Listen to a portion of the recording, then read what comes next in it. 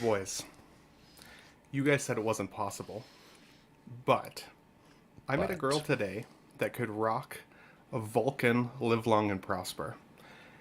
And she was actually quite nice. And so I wanted to share this with you guys because I was like, can you guys Wait, you do mean the Vulcan? rock this, you mean? Or Yeah. like a shirt? Yeah, no. Ben, do you mean this or do you mean this? She No, gave that's me the the Spocker, bro. She gave me the live long and prosper. I saw it. I was impressed. I have not met a girl that could do that yet. So if you exist out there, that's pretty Wow. cool to me. Is So- this like a first date, or what do you mean you met No. a girl? No, I've just been talking. Out in the wild, and she was just like, yeah. greetings, Ben. She's very nice. No, I got to see a picture of her doing it. So I was like, Oh, okay, okay. it's confirmed. It's pretty cool. You naughty so, Are we sure it wasn't a deep fake?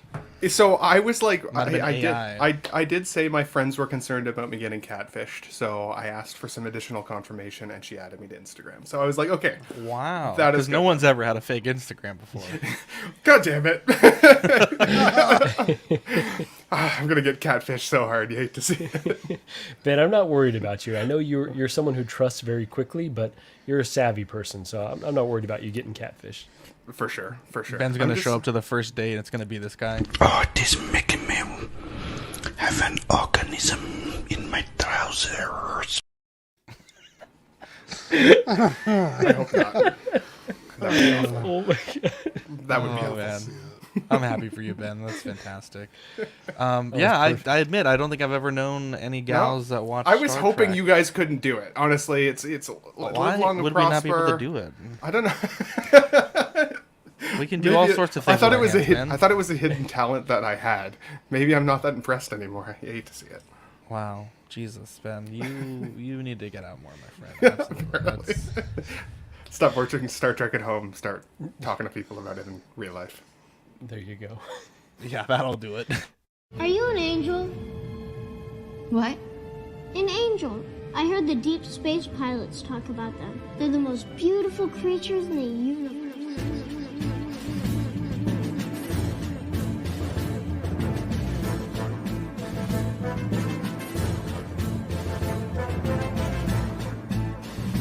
Hello there. We are tonight's entertainment. We would be honored if you would join us. He's got a billion toys. You brought in the adult collection. These are not dolls, Jim. These are commodities. Same as gold or oil. 5, 4, 3, 2, 1, 0. You are now listening to the Collecting Weekly podcast. This is the true form of floor gang right here. Very nice. YouTube.com/collectingweekly. Thank you very much. That's very cool. Big. Hey guys, my name is Zach. I'm Dean. I'm Marco, and Ben's got a billion toys. Wow. And I'm Ben. Welcome to this week's episode of Collecting Weekly. It's a weekly podcast where my friends and I talk about the things that matter the most to us this week in collecting. That's right. We want to thank everybody out there watching on the replay, TV lands, wherever you're listening. Thank you. Yeah, wherever you're listening. If you're in Italy or France, Germany, Australia, New Zealand, What are you reading Are you from just right gonna now? Brazil. Gotta Just be a until someone chat stop me. GPT. Just So until look up someone stop country. me. Africa. I was going to keep going. The show, it's gone sideways. Michigan. Laredo. Anyways, we have Spokane. a great show planned for you guys tonight. Lots of new Hot Toys stuff. But Dean, before we get into all of that, we have a very special segment that we kick off all of the best shows with. Yeah, you guys ready? Yes. It's new this week. Yeah. Yo, Toys Lovers watching from Ghana. That's pretty cool. Holy That's cow. pretty cool, actually. Wow. Yeah, that was so- right on. That was right on my the next one I was gonna say. Oh, what was that? Ghana. Before I got Oh. stopped. Before I was really Naturally. interrupted. Of course. That's what you were going to say? Whoa! That was pretty good. I like That it. was pretty good. Yeah, so what'd you get new this week? I got the executive replicas Red Sonja and Vampirella. 12-inch scale figures. They might be a little large. Maybe 6.5, 7-inch scale. They're, well, I don't know. Anyway, they're fantastic. I don't know if they're worth the price. I think they're 70. No. Yeah, I think they're 75 on BBTS and then $4 shipping, so like $80 figures. If you could get them cheaper than that, I would. But they are fantastic. Those are some characters that kind of needed some modern figures. Good articulation, especially with Red Sonja. I've gotten her in like any pose that I've wanted to get her in. You dirty dog! Can you remind me what she's nasty, Dean? She's from her own comic book, Red Sonja. Okay, got it. I gotta honestly. I was talking with Ben about this last night. I actually know almost little to nothing about these characters, but growing up, there was a comic book, or it's not a comic book, but a magazine you could buy called Toy Fair, and it was just like toy news. Like that's how we got it back in the day, and it was always like Vampirella, Red Sonja, Lady Death, Purgatory, and they always looked so cool. Of course, fucking teenage boy looking at hot ladies, of course. So I always grew up with like this, like kind of like, oh, that looks so cool. I want to get into that, but I never did. But they're cool looking. So they popped up on pre-order at a local toy group thing. So I put them on pre-order. Yeah, and it's weird.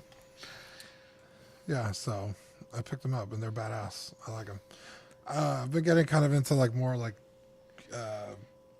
gothic themed knights and barbarians and stuff like that, and I thought they would go cool with that stuff, and they do. So yeah, I'm happy. Quickly, we got Toy Mafia, Bob Dylan, Thor Gaming statue, salute collecting fam, Dante's Boneyard.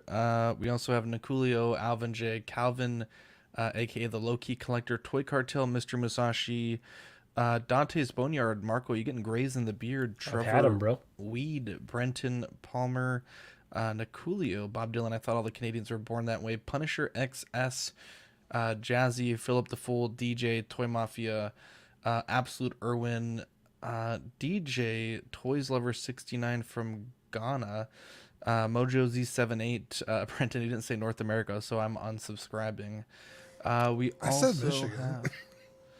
Have Yomo, Jose G. Hernandez, Big Rib. I have the Hell Witch and these on pre-order. Pretty good figures. I like that little snowman. They're really nice. The solid articulation. The joints are smooth. Like it's kind of hard to describe. Like they're solid, but they're just really smooth. They're not janky at all. We still talking about figures? Yeah. Wow. There you go. Speaking of figures, Marco, what did you get this week?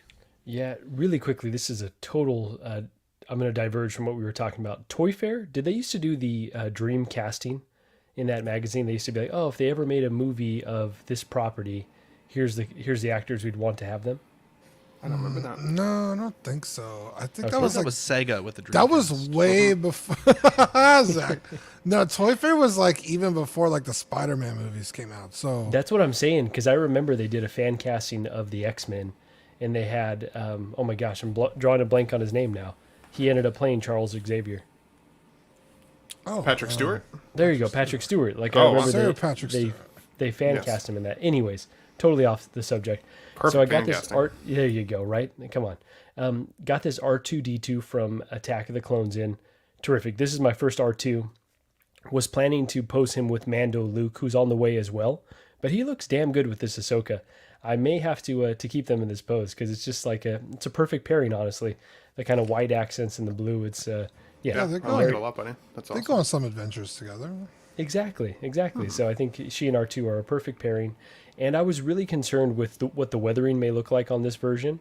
It's actually perfect. Like it's great. I don't know that I even need another R2 in my collection. He does the job for sure. I like it. Dante's Boneyard is saying, what's everyone's preference? Figure stand or no stand for displaying? I'm not a stand guy, honestly. I like when they look just kind of like a realistic version in my shelf. So I'll kind of play it a little bit risky and put them in semi character poses and then put them on the shelf. So no stands for me. How about you guys? I like to I'll use the stand, but I'll either turn the crotch grabber backwards, and like so it's not holding up the figure, just so the stand is like kind of accenting the figure.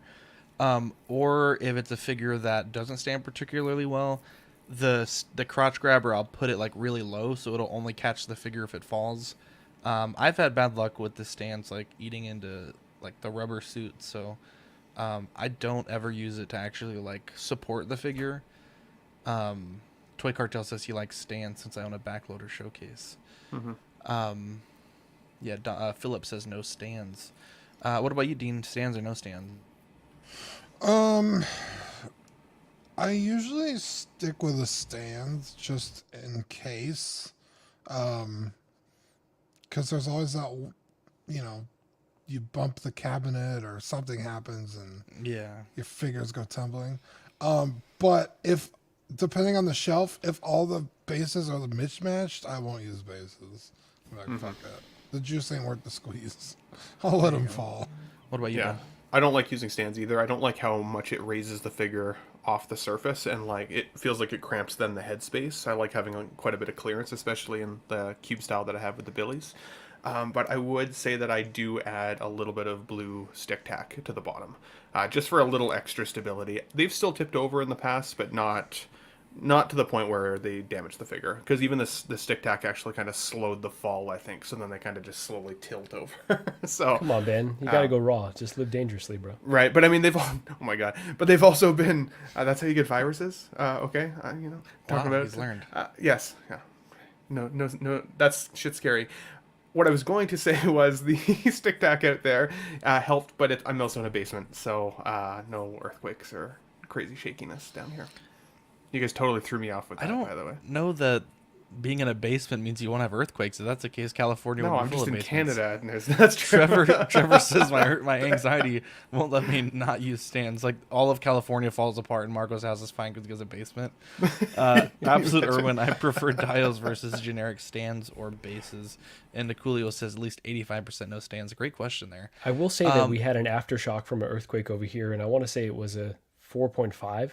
And so maybe the aftershock wasn't that intensity, but everyone felt it. I didn't necessarily, but I checked the figures, no issues at all. So knock on wood, they survived that minor incident. Wow.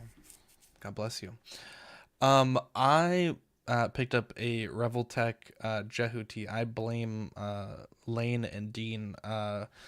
It was last After Dark. We were talking about Vigigames. Dean, help me out here. The developer's name. Kojima? No. Oh, Hideo Kojima. There you go. And this was a game that I played back in the PS2 days. We used to go to like the summer like childcare / daycare thing when my mom was doing summer school, and we were kind of like in the older kids class, like basically like the oldest class that they had. And the teacher brought his PlayStation 2, which was fairly new at the time. And one of the games that we would all play was Zone of the Enders. And when we got a PS2, that's the first game that we had gotten. And so I have a lot of hours into the first one. I've actually never played the second one. But I ended up finding a great deal on eBay for this. It's actually a really old figure. It's like 12 years old. But it's in beautiful condition. Had just a little bit of dust I had to kind of wipe away. But yeah, it's a great figure. It has a literal cockpit, so that's fantastic. And yeah, it's a great little. Oh, sorry. Go ahead. No, it's a fun game, and I'm excited to own a. I'd kind of forgotten about it completely until you guys mentioned it. Yeah. It's one of the because the PS2 came out October 2000, and then this game came out March 2001. So it's like one of the first games I had on my PlayStation. Yeah. PlayStation 2. Because the first game I got was Final Fantasy X, and I didn't get a memory card with it. And so I just had to play that like the first like hour of the game like 30 fucking times. Back then, I didn't get games all the time. It was like one game every, few months. So this really was one of the first games I got for my PS2, and yeah, it was a beautiful game. Bro, this guy shipped it fast too. I bought it Thursday. Bro, and I was like, can you ship it today? Because we were kind of doing some negotiating. Yeah. And Cockpete, that's a throwback, Erwin. And I was like, I'll buy it at this price if you can ship it today. Because I had made him an offer and he made a counter offer. He's like, yep, no problem. And he shipped it quick. It got from Maryland to San Antonio in, I guess technically Friday and Saturday. It's like 2-day shipping. Equan says, why do you say cockpit like that? So where his penal structure would be, that's actually the cockpit glass. And so in the game, when he flies, like it pivots up like this. And so the figure can do that. And that's why I said it like that. I don't know. I'm just weird like that. Anyways, so yeah, great figure. If you can get one, it's fantastic. They actually made more like a pit cock. There you go. They made the Zone of the Enders 2 version, which is a slightly different color scheme and it has like a big mech gun thing.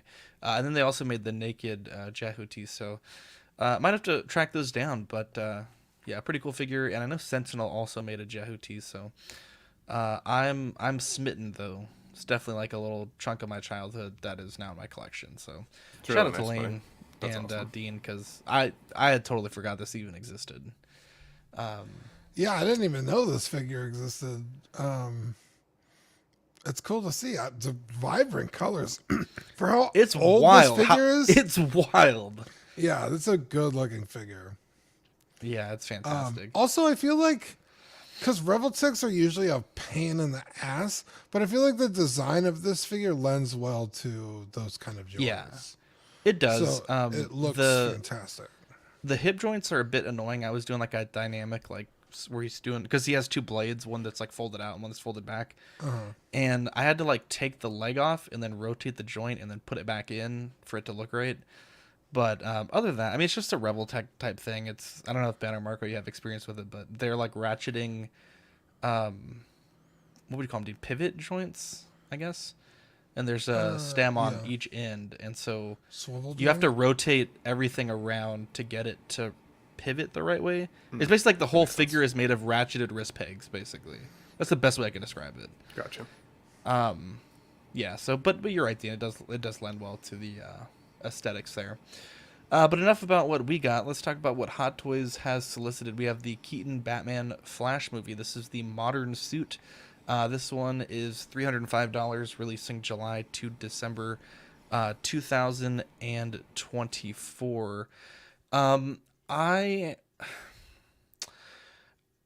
initial impression was that I didn't like the portrait, but once I actually looked at what Michael Keaton does look like today, I think I was definitely sold on it. I didn't realize he had wrinkled that much, like in his lower face. I think the man is weathered. Oh, he's for sure weathered. Yeah, he's for sure weathered, and I think after kind of getting this idealized portrait of Michael Keaton out of my head, I like this a lot. I think it's kind of funny that Hot Toys is trying to sell the articulated nature of this suit. They're saying it's like a great articulation. I really don't think this is going to be a figure that you want to articulate that much, and especially this pose here, it looks like it's basically a statue at the torso. But I will say, I think a lot of people are going to appreciate another option to get a Michael Keaton Batman.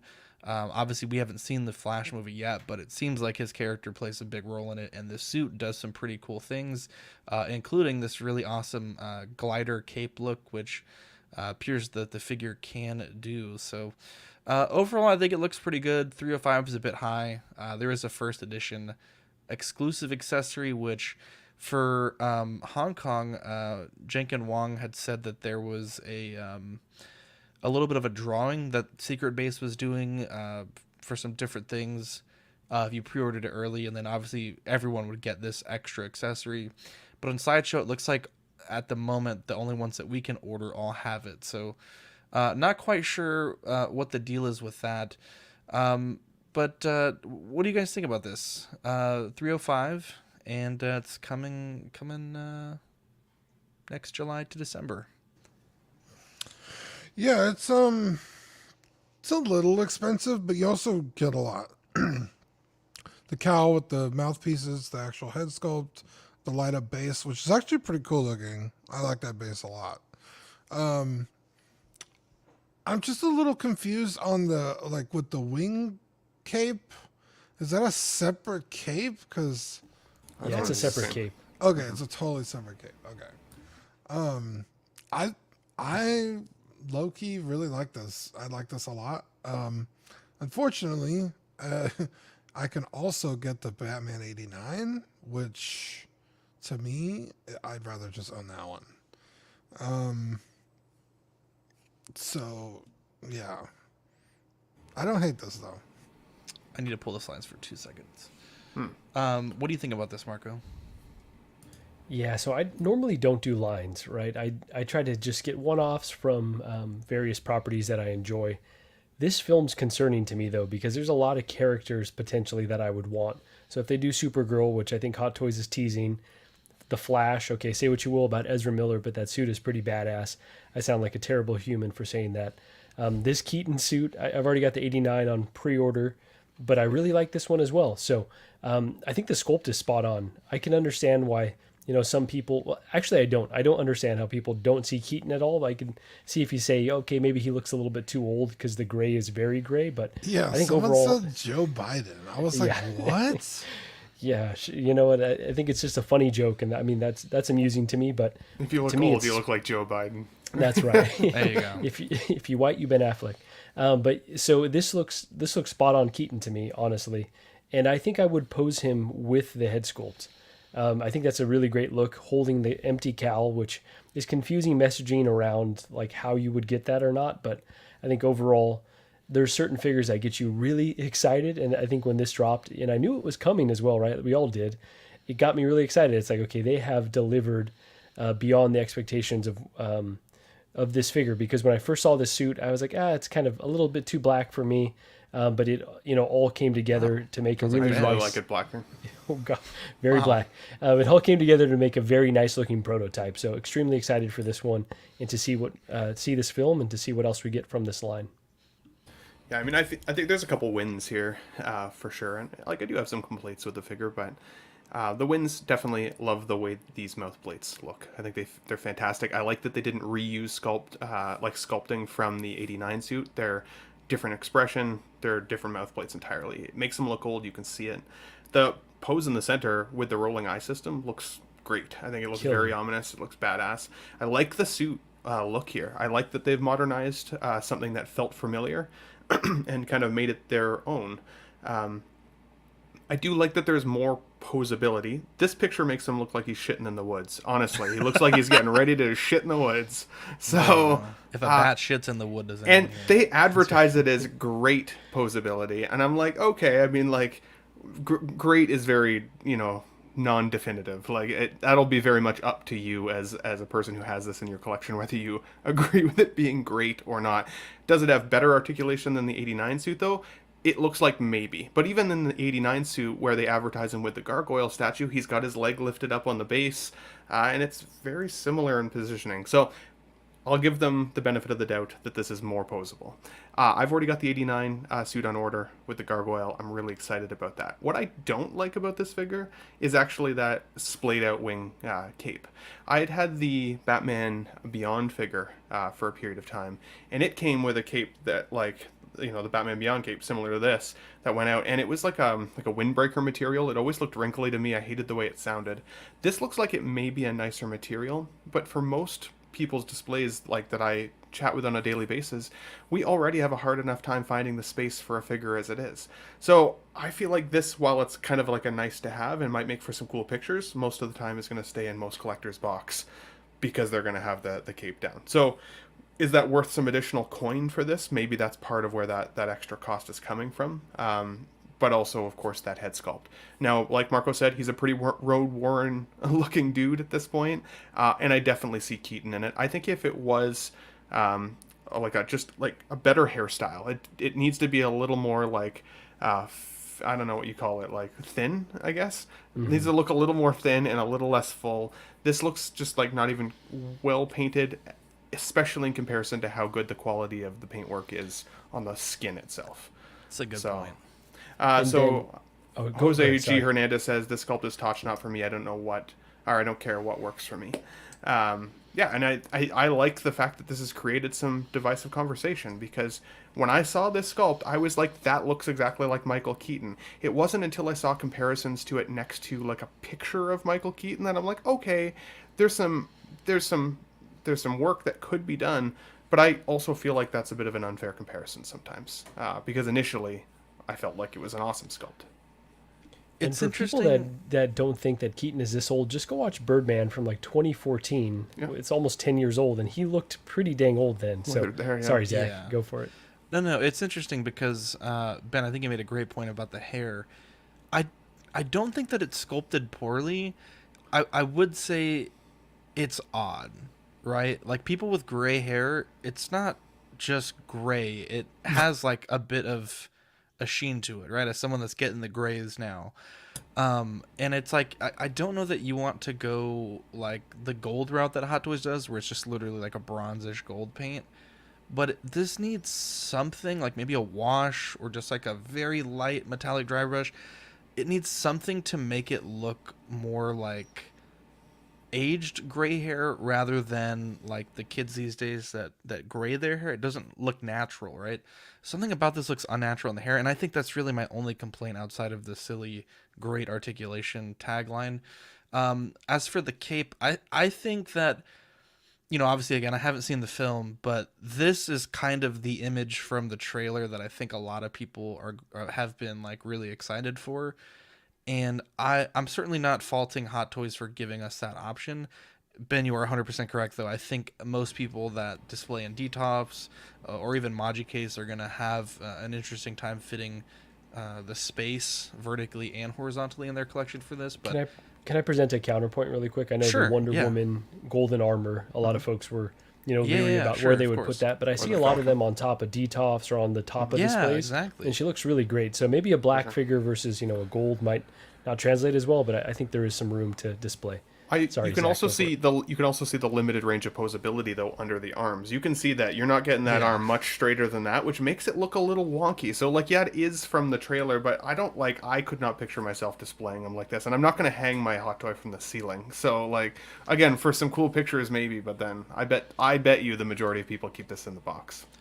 Bob Dylan is saying, if you can manage the Falcon and golden armor Wonder Woman, you can do this. You can do it. You can do it. So definitely not bad. Perhaps the I love the figure though. I honestly love it. Yeah. I will say, as someone that complains about prices a lot, 305 doesn't seem outrageous for 2 capes and some accessories and a LED light up figure base. You also get that first edition exclusive accessory, whatever that will end up being. It's interesting though that potentially would open the door for Hot Toys to say, hey, if we're doing a remake or a reissue down the line, you're not getting that first edition accessory or a second batch. So definitely, like Margot said, more clarification is needed as for what exactly that means. Again, at least from people in Hong Kong, there is a certain benefit attached to that for the people that are ordering early. But as for the rest of us, seems like just everyone in America is going to be getting it. For sure. I'm excited about the possibility of the depth of that line, though. They've shown us that tease of, like, the Hall of Bat armors, and, like, I feel like it could go super deep. The only other tin hat theory that I had, or tinfoil hat? Not tin hat. Tinfoil hat theory that I had is, just like Flashpoint Paradox, what if it is Thomas Wayne, not Bruce Wayne? In Flashpoint Paradox, the animated film, Bruce actually dies as a kid. He's the one that gets shot, and Thomas takes up the mantle of the Bat. So it would be cool if you had the 89 Batman, which is Bruce, and then potentially this one that could be Thomas Wayne. It could give it that vast separation and a reason to put it in the collection. Sorry, I think a lot of people would be disappointed by that, though. Yeah, I feel like... right, because they want to see a return of Bruce? Yeah. Ben, check private chat, please. So Hot Toys also showed us... we had talked about these being teases last week. Looks like we now have them officially... up for solicitation this week. It's Hot Toys Into the Spiderverse. Did they drop the part 1 or Across the Spiderverse rather? I used to remember there being a part 1 in the in the title of that film, but perhaps it's now just one film. But this is 285, releasing July to December 2024. I think it's pretty early to say whether or not this is going to be a better figure than the first one. I think that the style of the suit has certainly grown on me since the first trailer. A lot of people were saying that the head shape is more accurate to the film. I never quite felt that way, that the first figure was inaccurate. He did look like an alien for most of the film, so you know, I don't really love or hate either portrait, better or worse. He does come with a diorama display which features the spot, which again, just from the trailer, I don't know how big of a role the spot's supposed to play. It seems like 2099, excuse me, may be more of the antagonist. This one does have the translucent fabric with the metallic underlayer. We've seen that on the different Superman figures, and that effect always seems to work really well, and it looks fantastic here. You also do get the special edition exclusive accessory. This is the Sideshow exclusive. It's the half en masse portrait. I think it looks great. I certainly, if you're willing to pre-order it early enough, I don't think that this is a bad inclusion. And similar to the first version, he does have a sort of a clothes change gimmick where you can basically have it in two completely different display options. I do not enjoy seeing the lack of branding on the sneakers. Again, the movie's not out yet, but I would assume they're going to be Jordans in the film. And it's, you know, when you have InArt going out and licensing like basically every part of their current figures, even from like gun manufacturers like Glock, and then you have Hot Toys skimping out. You know, I just think it's just that little extra attention to detail that, you know, a guy like Marco's not going to go out and have to spend $25 more on his $285 figure to make it screen accurate. And I do hope that in some way that they may have worked out the kinks from the shoe change issues with the first figure, with the different patterning on the foot wearing down, even from just a few swaps in and out of the outfit. I think probably the weakest part of this figure is the en masse portrait for me. The hair where it meets the face is so obviously two parts, it physically hurts me. I can't look at this, especially with the first one. From all the reviews that I've seen, I've never seen it. I've seen it in a box in hand, but I've never actually handled the figure. But it seems like the hair was much more well blended in on the first version. But yeah, that's really my only complaint with this, outside of the issues that we'll talk about with 2099 and how it compares to this figure. But yeah, 285. Dean, what are we thinking about this? Man, you left almost no meat on the bone there. It's like, well, I was like, man, this guy really likes. I'm gonna go get another hot dog. Wow, no crumbs. Get Ben a Bud Light. Yeah, I like him enough. I was a little worried that it was going to be so bare bones compared to the first movie version, but then I saw the alternate outfit and I was like, oh, okay, well shit, this one's going to have, you know, its own strengths. I think the alternate outfit looks fantastic. This suit, you know, pretty boring if I'm being honest, but I mean, it works. It doesn't look bad. I kind of agree with you with the head sculpt. Like, he has a weird shaped head in the movie, so like I think the figure looks fine. Definitely accentuated with the shape of the eyes being so big, but yeah, I like it. I think it's cool. I'm still not gonna get it. I think it's horseshit that they don't have Nikes. That's literally the only reason I didn't buy the first one, and I know I can get second hand Nikes on the internet, but I shouldn't have to with figures like this. So I was going to say, Dean, that could be a deciding factor for a lot of people, and it sounds like that's the case for you. Yeah, it totally was for me. I was like, oh, I'm all in. Then I saw that. I was like, ew. Like, not only are they not branded, but they're not even like the right like color pattern. They're terribly sculpted. I mean, not even sculpted, but yeah, just they're soft. Yeah, they're really terrible. My money, I'm saving it, and I'm getting both the figure arts because I think those figures look amazing. But yeah, this, you know, I like it. I'm just not gonna buy it. Trevor says, I think it's a better civilian look than the first figure, which is what I am getting it for. And Bob Dylan says, the seam is to access the rolling eye system. It is a fail. I would completely agree. Thor says, does it have to be Jordans? If the shoes were British Knights or Reebok or Adidas or New Balance, will you still buy it? My issue isn't that I'm not buying it because they are Jordans. My issue is in the film, if they are Jordans and what Hot Toys is giving us are clearly meant to look like Jordans, but they're not. So the issue isn't they're Jordans, it's just the Hot Toys is cheaping on the branding. He could be wearing, dad sandals, right? But I want to see the branding, right? I want to see a logo, right? I have no problem with what shoes he's wearing. I just want them to be branded. If it's Adidas, I want to see those 3 fucking stripes, you know what I mean? You're right, that InArt is raising the bar on that no one would expect that they would have branded guns, but the fact that they did that makes it that much cooler. And to Dean's point, that little attention to detail could push someone to buy a figure. So they need to get a bit better in that realm. Yeah, Jason says, is Hot Toys skipping out on brand licenses or is Disney not wanting to pay that? It could be both. Hot Toys is just doing what Disney contracts them to do. Perhaps they also, are... Oh, we lost Ben. I don't know. I would say it's unlikely that Disney is saying for them not to go with Jordan branding, but I would think that would be more on Hot Toys to get that branding done. Alvin says he's getting it for the civilian attire also.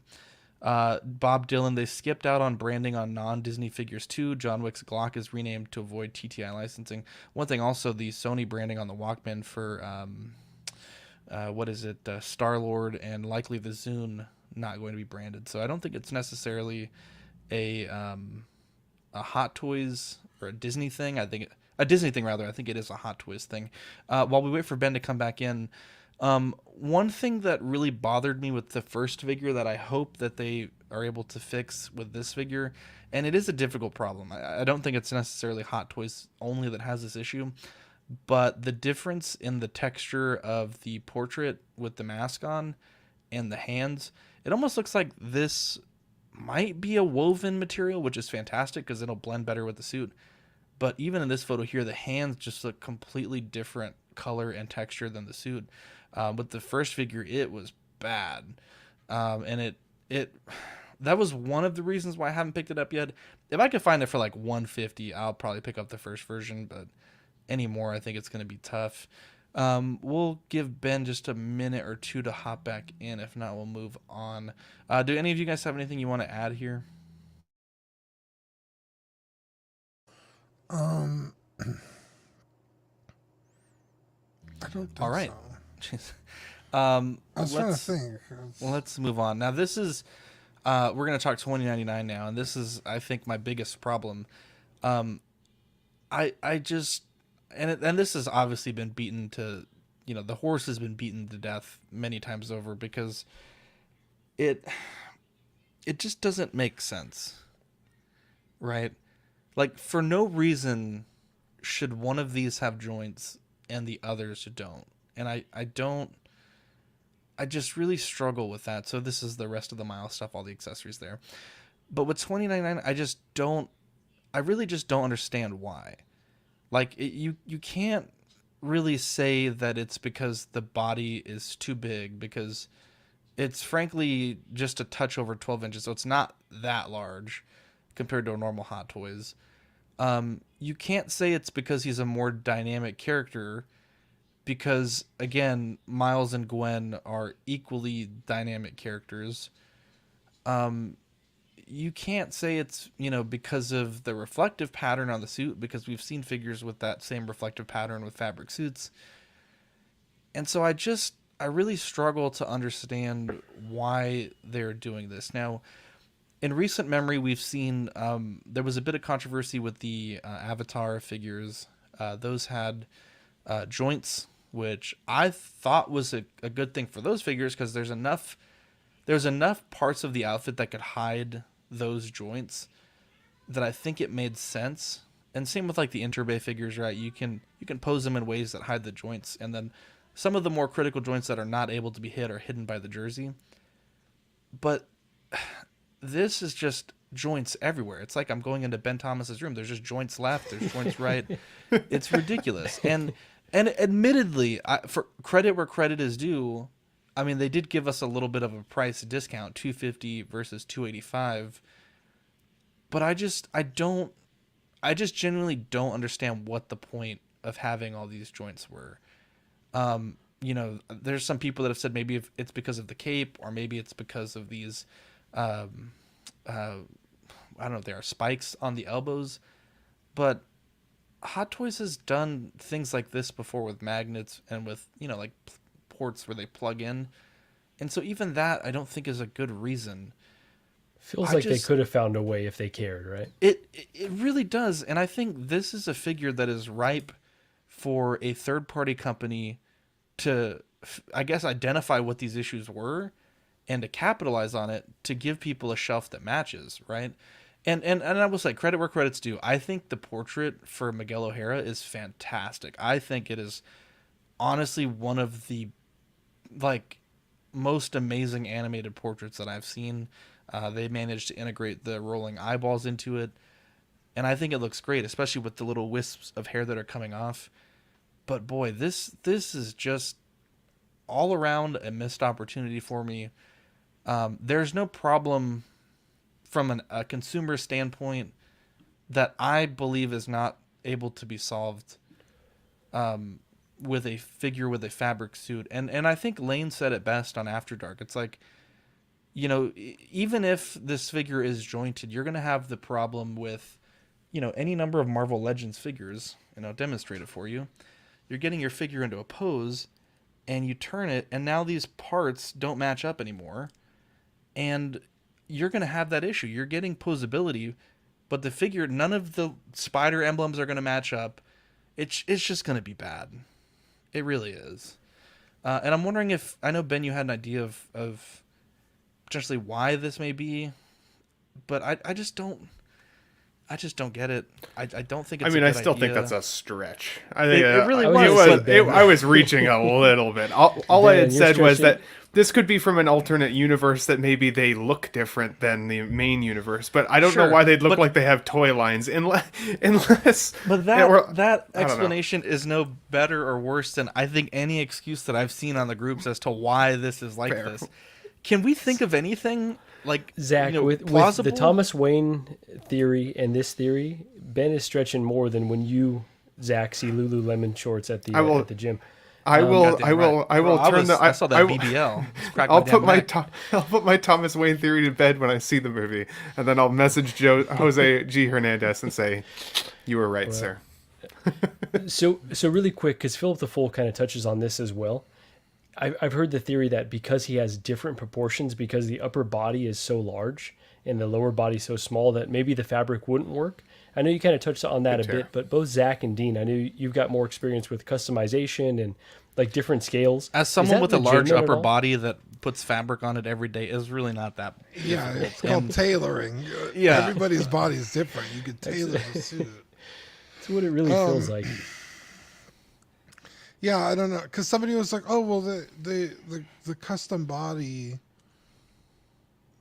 but it's like, but it's right there. You did it.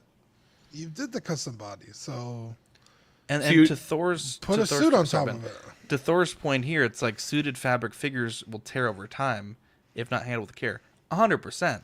Right. But then why, again, Miles and Gwen are equally dynamic characters. I don't understand. If they would have done the whole line like this, I would have less trouble wrapping my brain around this. Yeah, 100%. Because they're also spider people. Like, they're doing some crazy shit the whole movie. And I just... And Jason's saying if they really wanted to showcase the sculpt, he's very blocky and that would have been lost underneath the cloth suit. Perhaps. But I feel like they were able to capture enough of the other characters' very cartoony builds under a fabric suit that I don't think this would have been impossible. I would say, let me ask you guys this. If the alternative to this was something like Venom, where it is a silicone overlay over a jointed body, is that better or worse? Or would you have gone with the more traditional rubber / cloth Spider-Man suit versus this? I think the Venom style...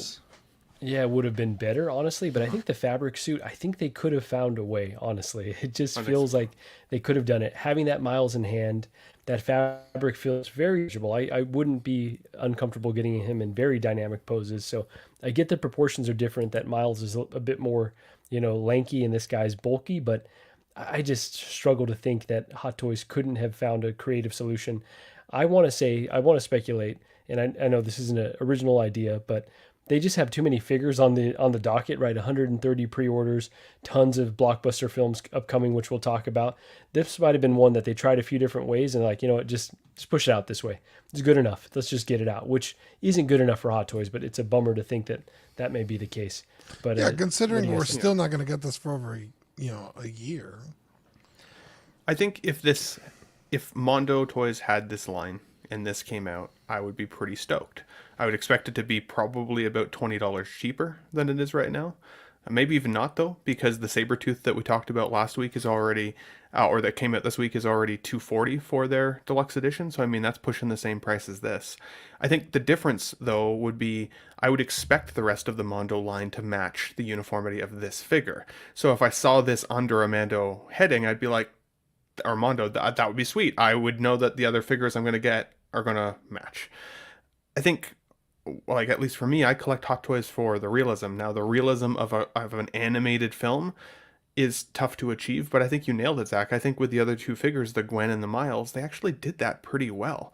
The tailoring on that Miles, with all the different layers of his civilian suit, look fantastic. He doesn't look like, a puff dude. He looks like it's actually like fitting to him, which I think is really well done. I think it proves that you can have a realistic animated style figure in your collection. This type of plastic, I think it pisses people off because it's not what we are asking for from Hot Toys. We feel like we can get this type of figure if we want it from other retailers. So I think that's part of the issue. It reminds me of when we saw that transforming Black Panther not too long ago. That was like a cool figure, but definitely not something that I'd want in my collection because it doesn't match the aesthetic of anything else that I have, and neither would this guy. At this point, I can see that 2099 suit from the Spider-Man video game becoming that much more of a chase figure at this point. Erwin says, regarding the suit material and damage, are we going to allow Hot Toy to do a sculpted body for Vader to fix the pleather issue? Trevor agrees, says if you can make a custom body, you can make a custom outfit to go over that body.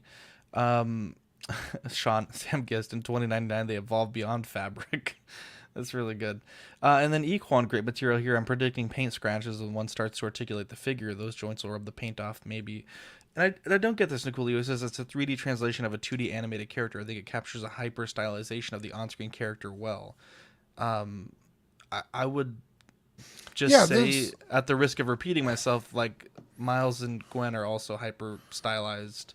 Yeah. And they managed to capture it in a traditional Hot Toys format. And it's not to say that this figure doesn't look good. It looks it's a great looking figure. I think this is going to be one of the most posable and like the most insane poses you'll get, but it's also not. I don't know that's really a Hot Toys with this type of design, right? Yeah. Philip the Fool says if we were going this route, they should have at least made the suit more detailed and not some dumb light pattern that no one will ever use. The SHF looks better than this at half the scale of Ben. Yes, you do.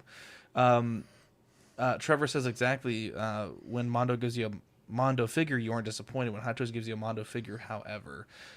Just quickly, Sylvie was released as well. So I don't know that I know a lot of people that are that excited about Sylvie, but for those that are, it's released. It's a good looking figure, honestly. I think the portrait's good. I don't think there was any kind of like loss of quality from what was shown to what you're getting. And I think that once season 2 rolls around and people start getting back hyped into the Loki show, that people are going to go looking for this. I think right now it's going to sit for a while, but I think people will go back for it. What if her season 2 outfit is even more Loki, though, right? She's got the broken horn, which I think is very much suited to her character. But what if she's even more, Loki from Avengers 1? Then this one would be kind of, I think this one would just fall in kind of the Yelena category, where the white suit is nice, the sculpt came out nice, but it's just going to be a boring first edition in a time where maybe Hot Toys were a bit more, there was a bit more chase, maybe they were a bit more rare. Those first editions, held some value, but now it's just like the moment the next one's announced, this one is even further into the bargain bin than she already will be. So yeah, I do think it looks nice, but not anything that I would want to add now, considering how much great stuff is coming out, how much good stuff has already been announced, and then Lord only knows what's going to be upcoming again, which we will get to. Trevor Weed saying exactly at the Ben Thomas show, when Mondo gives you Mondo figures, you aren't disappointed. When Hot Toys gives you a Mondo figure, however, yeah, oof. So what do you think, Ben? Okay. The more I look at this figure, the more excited I actually am about it. I'm not going to lie. I really liked getting my Endgame Loki in hand. I love the coloration of the outfit. I really liked the Loki television show. And I thought this was a unique character and kind of companion for that show if you wanted to represent it.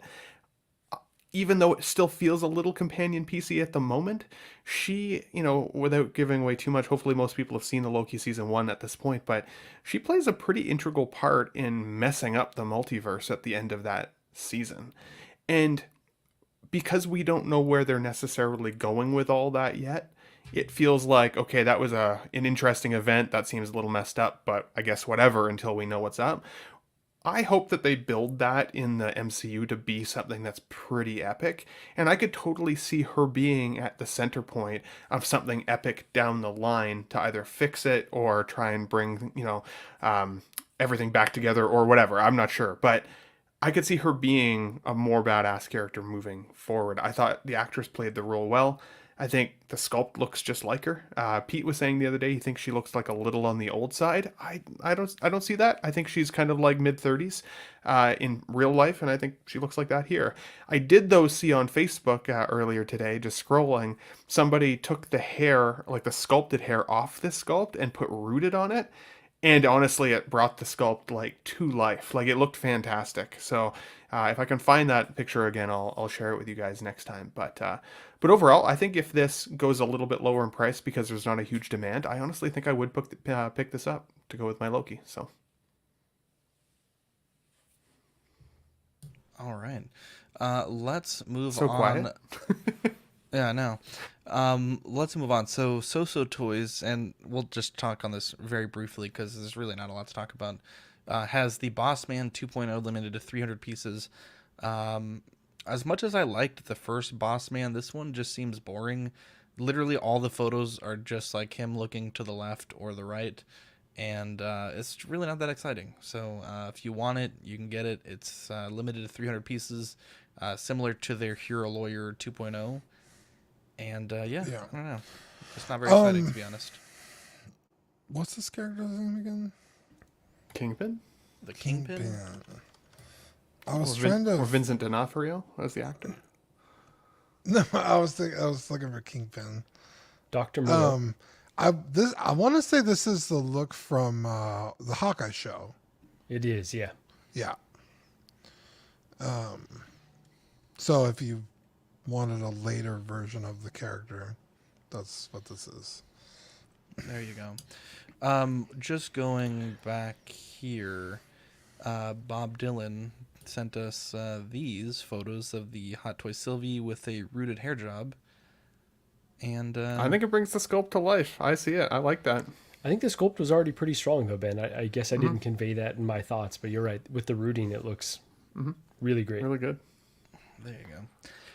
Let's move on because. By the way, before you move on, one more thing. So if the television show Echo does well, and we get an Echo at the end, I'd be curious to see if this figure becomes even more in demand, because I think at the end of this season, in particular of Hawkeye, it seems like he kills her who does he kill? I can't remember now. He kills somebody that's epic in the end of that episode. I thought it was Echo.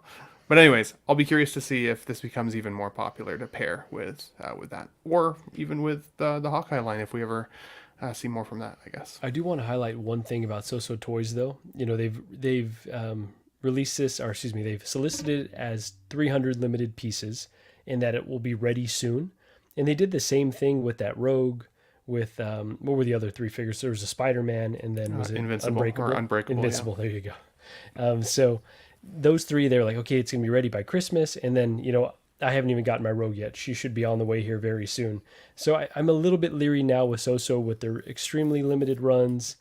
They do have good resale value, but that's just kind of an interesting marketing tactic that I'm keeping my eye on as someone who wasn't super familiar with third party before. I feel like it's always a weird gimmick. Like, is it really limited to 3? Like, who's counting, right? There's no way it was limited to 300. For some There's of these, zero like, chance. 300 pieces, like, websites like TNS will list the orders, like, 1 through whatever, and it's like, I don't know. Just doesn't seem to add up. Doesn't add up. Looks like Hot Toys is making the animated X-Men style figure. I'm just kidding. It's Mondo. Sabretooth 240 for the timed edition, which ends June 6 or 225 for the... That was a hilarious joke, and I got nothing. 225 for the... I was muted. I was muted, but I was about to say, man, you just got someone really excited and then immediately hurt their knocked feelings. him off. Yeah. How dare all of you. The exclusive edition comes with a additional portrait, a cardboard rifle, something. I don't know. I don't watch the show. It's been a very long time. And I think that's a mouth thing. This figure looks fucking awesome, though. 13 inches tall, real hulking. And to be honest, like, dare I say that these joints, they're there, but they're blended in pretty well. They're hidden better. I said that to Pete the other day, and he was like, "No, you can still see them." I'm like, "I don't know, man. You can see them, but they're agree better." with you guys. I wouldn't hate, even if Hot Toys just made the joints a little less obvious on the 2099. But this, I mean, it obviously it has joints, but it's not bad. I'm so sorry. You almost said I was one of the hurt ones. Yeah, Jesus Christ. I'm so sorry. Yeah, Philip agrees the joints look much better. Nick says, I like this better than the 2099, actually. They should have put the black cartoon lines all over it, and the joints are hidden better here. Yeah, I don't know, man. It's been a while since I've seen the animated show, but damn, this looks pretty stunning, to be honest. If Dean is saying something, he's going on. Yeah, sentences. sorry. Especially in the upper leg where you have the musculature of the thigh over the knee, it looks fine. Obviously, the one on the calf, not so much. But I think it's hidden better on the arms because those are single joints, it looks like, which is kind of lame. But, I'm not expecting a ton out of, this line. So I do think it looks better, but also, call it how I see it. Unless I'm wrong, are those two double jointed elbows? It's hard to say. There Does could be look some single. swivel there, but it's Yeah, this brings me back to collecting this X-Men, 90s figure line when I was a kid. That was one of my gateways into collecting just in general, like looking on the back, seeing what was coming out, reading Wizard or Toy Fair and kind of seeing the next runs. So like it brings a lot of nostalgia for me. The rest of the Mondo line hasn't done anything for me though. I think it's the sculpts. Just something about them is not great to me. Like the Wolverine looked cool, the Gambit, even the Magneto, but there's always something off. This one is as close to what I recall like a grown-up version of what I remember the figures being.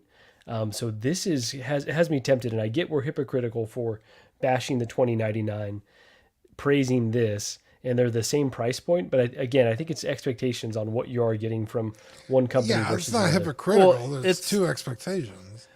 Yeah, and it's not like, Marco, all the figures in the Mondo line have fabric suits, and then this one randomly just has joints, right? Like, that's true. the bigger issue. I would have no problem if they all had joints, right? I'd be very clear about that. The problem is that they don't match, and I think that's going to be a problem on the shelf. That's a great differentiation. And yeah, like the Jubilee that we're going to talk about, I don't think she necessarily does it for me, but she's really cool looking as well. But I think the Sabretooth might be a standout, might be one that I want to get. Question though, so I know there's a limited edition and then a longer run edition that's a bit cheaper with less accessories.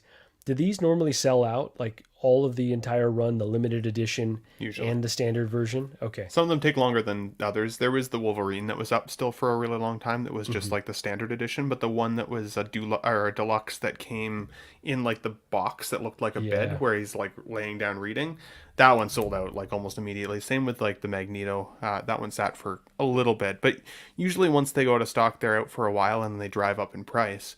But then there has been criticism of Mondo that Mondo does tend to reissue items pretty consistently. So if you completely miss it, I wouldn't necessarily pay the secondary prices unless it's an absolute needs to have, because there's a good chance there's going to be another iteration down the line. I just kind of want to go for the cheaper version, and it's not that much cheaper, but it feels like I don't need to spend as, top $1. Anyways, we can move on to this Jubilee. Yeah, we'll touch on this quickly because we have a lot to talk about. Jubilee timed 205, standard 195. This is, to me, is shrink ray. It's ripped right off the screen. Love the bubblegum with the little cell shading. Yeah, this is fantastic. I love this. I love everything about this. It's so cool. And it's let's see, 1, 2, 3, 4, 5. Looks like 6 portraits, different effect pieces, different hands. Skateboard and some food and drink. It's fantastic. Sorry to clarify there as well. Alvin J just corrected me as well. Thanks, buddy. He says they don't reissue the limited versions. Exactly right. They tend to reissue the standard versions if you see them again. So yeah, if those limited accessories makes a difference for you, honestly, usually the cost separation or differential is pretty low. That it's like if it's a figure you love and need, I would just get the deluxe. Yeah, I think it's maybe like $20 or something. So yeah, sometimes it's as low as 15. Like it's crazy. So yeah. So what do you think of this Jubilee, Ben? I love the cell shaded look of figures. I think my complaint with these figures, it's the scale. I like the 1/12 or 7-inch scale for characters that look like this. I love my Batman the Animated Series figures for that reason. I can set them up on my desk. I can kind of play with them. Like Zach likes to bring a figure sometimes in the car with them to play. Like you're not going to do that with a 6 scale figure like this, but you can with some of those smaller scales if you want to. And they're meant to be played with, I think, and have fun and pose them up and take some cool pictures. I think these look fantastic, but I feel like I don't need them. I want that smaller scale line of them to build out an X-Men universe or a Batman universe, and we're getting those in those other scales a lot of the time as well. So I think it just depends on if you're a 6 scale collector like our buddy Sean, who he has the X-Men lineup so far. He's got the Wolverines. He's got, I think, the Magneto. If he's building out his X-Men line, this is going to look fantastic. And I know there's a lot of folks that are excited about it. Like I said earlier about that $20.99 suit, and you kind of mentioned it again too, I like the fact that these will at least all match each other. So they're consistent. I can look forward to it. I can look forward to some of the next X-Men that may release, because it looks like they're going deep in the line. And if you're somebody who loved the 90s show, like I did, even for me, it's hard for me not to justify buying these. If there wasn't so many other 6 scale out right now that I want, I'd be pretty deep into these bad boys too. But I have to tell myself no and stick to the 7-inch line, I think. Absolutely. And I forget who said it in here, but they talked about So-So Toys. Luckily, So-So is kind of tackling some of these 90s styled X-Men. I get they're not as one-to-one as these are, but it's almost like you could have some more realistic representation if you're patient with what they're doing. Definitely. So if you want to purchase some of the figures that we talked about today, you can do so at 1/6 Kit. You can get $10 off your first purchase using code CW10. We also normally have a code off the racks, but we're still dotting the I's and crossing the T's with some changes on that code, so I don't know if it's valid. I did ask for clarification, but I haven't gotten it just yet, so we may not have that off the racks code for a bit until I hear back from John. So Blockbuster, we're entering Blockbuster season. Marco, tell us what we have going on here. Yeah, so it's actually pronounced Blockbuster, but no. So this topic came up because we are in the thick of blockbuster movie season with the pandemic. The big blockbuster, summer blockbusters have been a little bit more diluted. I think a lot more things are going to streaming. But, looking at the release calendar, it's like, oh boy, there's a lot of really good shit coming out this year. And this feels like the most full-blown summer blockbuster season since, 2019, right? Kind of pre-pandemic. So there's an incredible amount of things coming out. Things that we've already, gotten in terms of Guardians of the Galaxy Volume 3. Little Mermaid I haven't even seen yet. So really what this conversation is going to be is, how do you prepare for the blockbuster season, knowing, number one, movies are not cheap to go to? Are you, picking a few to go to the theaters to see and then waiting for streaming for the rest of them? How do you kind of curate your collection in regards to knowing there's going to be a bunch of figures, hopefully, from a lot of these properties? How do you prepare for that? So, for me, I don't go to the movies that often. I love the movie going experience, but I'm probably in the range of maybe 10 films per year, which could be really high for some and low for others. But I just kind of pick and choose the ones that I really, really want to go see. But looking at the list, so if you go to the next slide, if you wouldn't mind, there's like an incredible amount coming out over the next few years, including Flash, including Indiana Jones, Into the Spider-Verse, Transformers, Mission Impossible. So I'm thinking, oh boy, okay, I better start socking aside some good money. At least $20 a ticket is what is Norman running right to go see IMAX for this, and then also being prepared for the figures. But how about you guys? What do you think? Any ways that you prepare? Yeah. So just to clarify, Jose, we do technically still have a code, but there was some issue with the website and it just wasn't working anymore on pre-orders. So there will be a code. It'll just be for in-stock items, but I don't know what the dollar amount is, or if it just stays the same, or if the code stays the same. So I know Marco got a similar email. We're all just trying to navigate that situation. So bear with us. John is still OTR. Great friends of the network, and we'll hopefully, have something there soon. I would say, as pre-orders come up, though, I would just test the website. If the code's still working, then at least just put your order in with the code, and he can, see. Or what do you think? What do you think? I wouldn't recommend that. Okay. Yeah, I was told the code's not supposed to be used done. anymore. Okay. I don't know. I don't know. I didn't understand. It wasn't clear to me. Yeah. I don't know. Try it, I guess, if you want. So for me, I think you're 100% right, Marco. $20 a ticket times 2, now times 3. Now that Vivi's old enough to go to the movies, it is certainly adding up. And from this list, I've already seen. Let's see here. I've seen Creed 3 and Dungeons and Dragons and Super Mario and Guardians, which is a lot. And to be honest, I'm looking at this list and I might have to see The Little Mermaid for Vivi. I definitely want to see Spider-Man. Sure. Transformers looks like a must-have.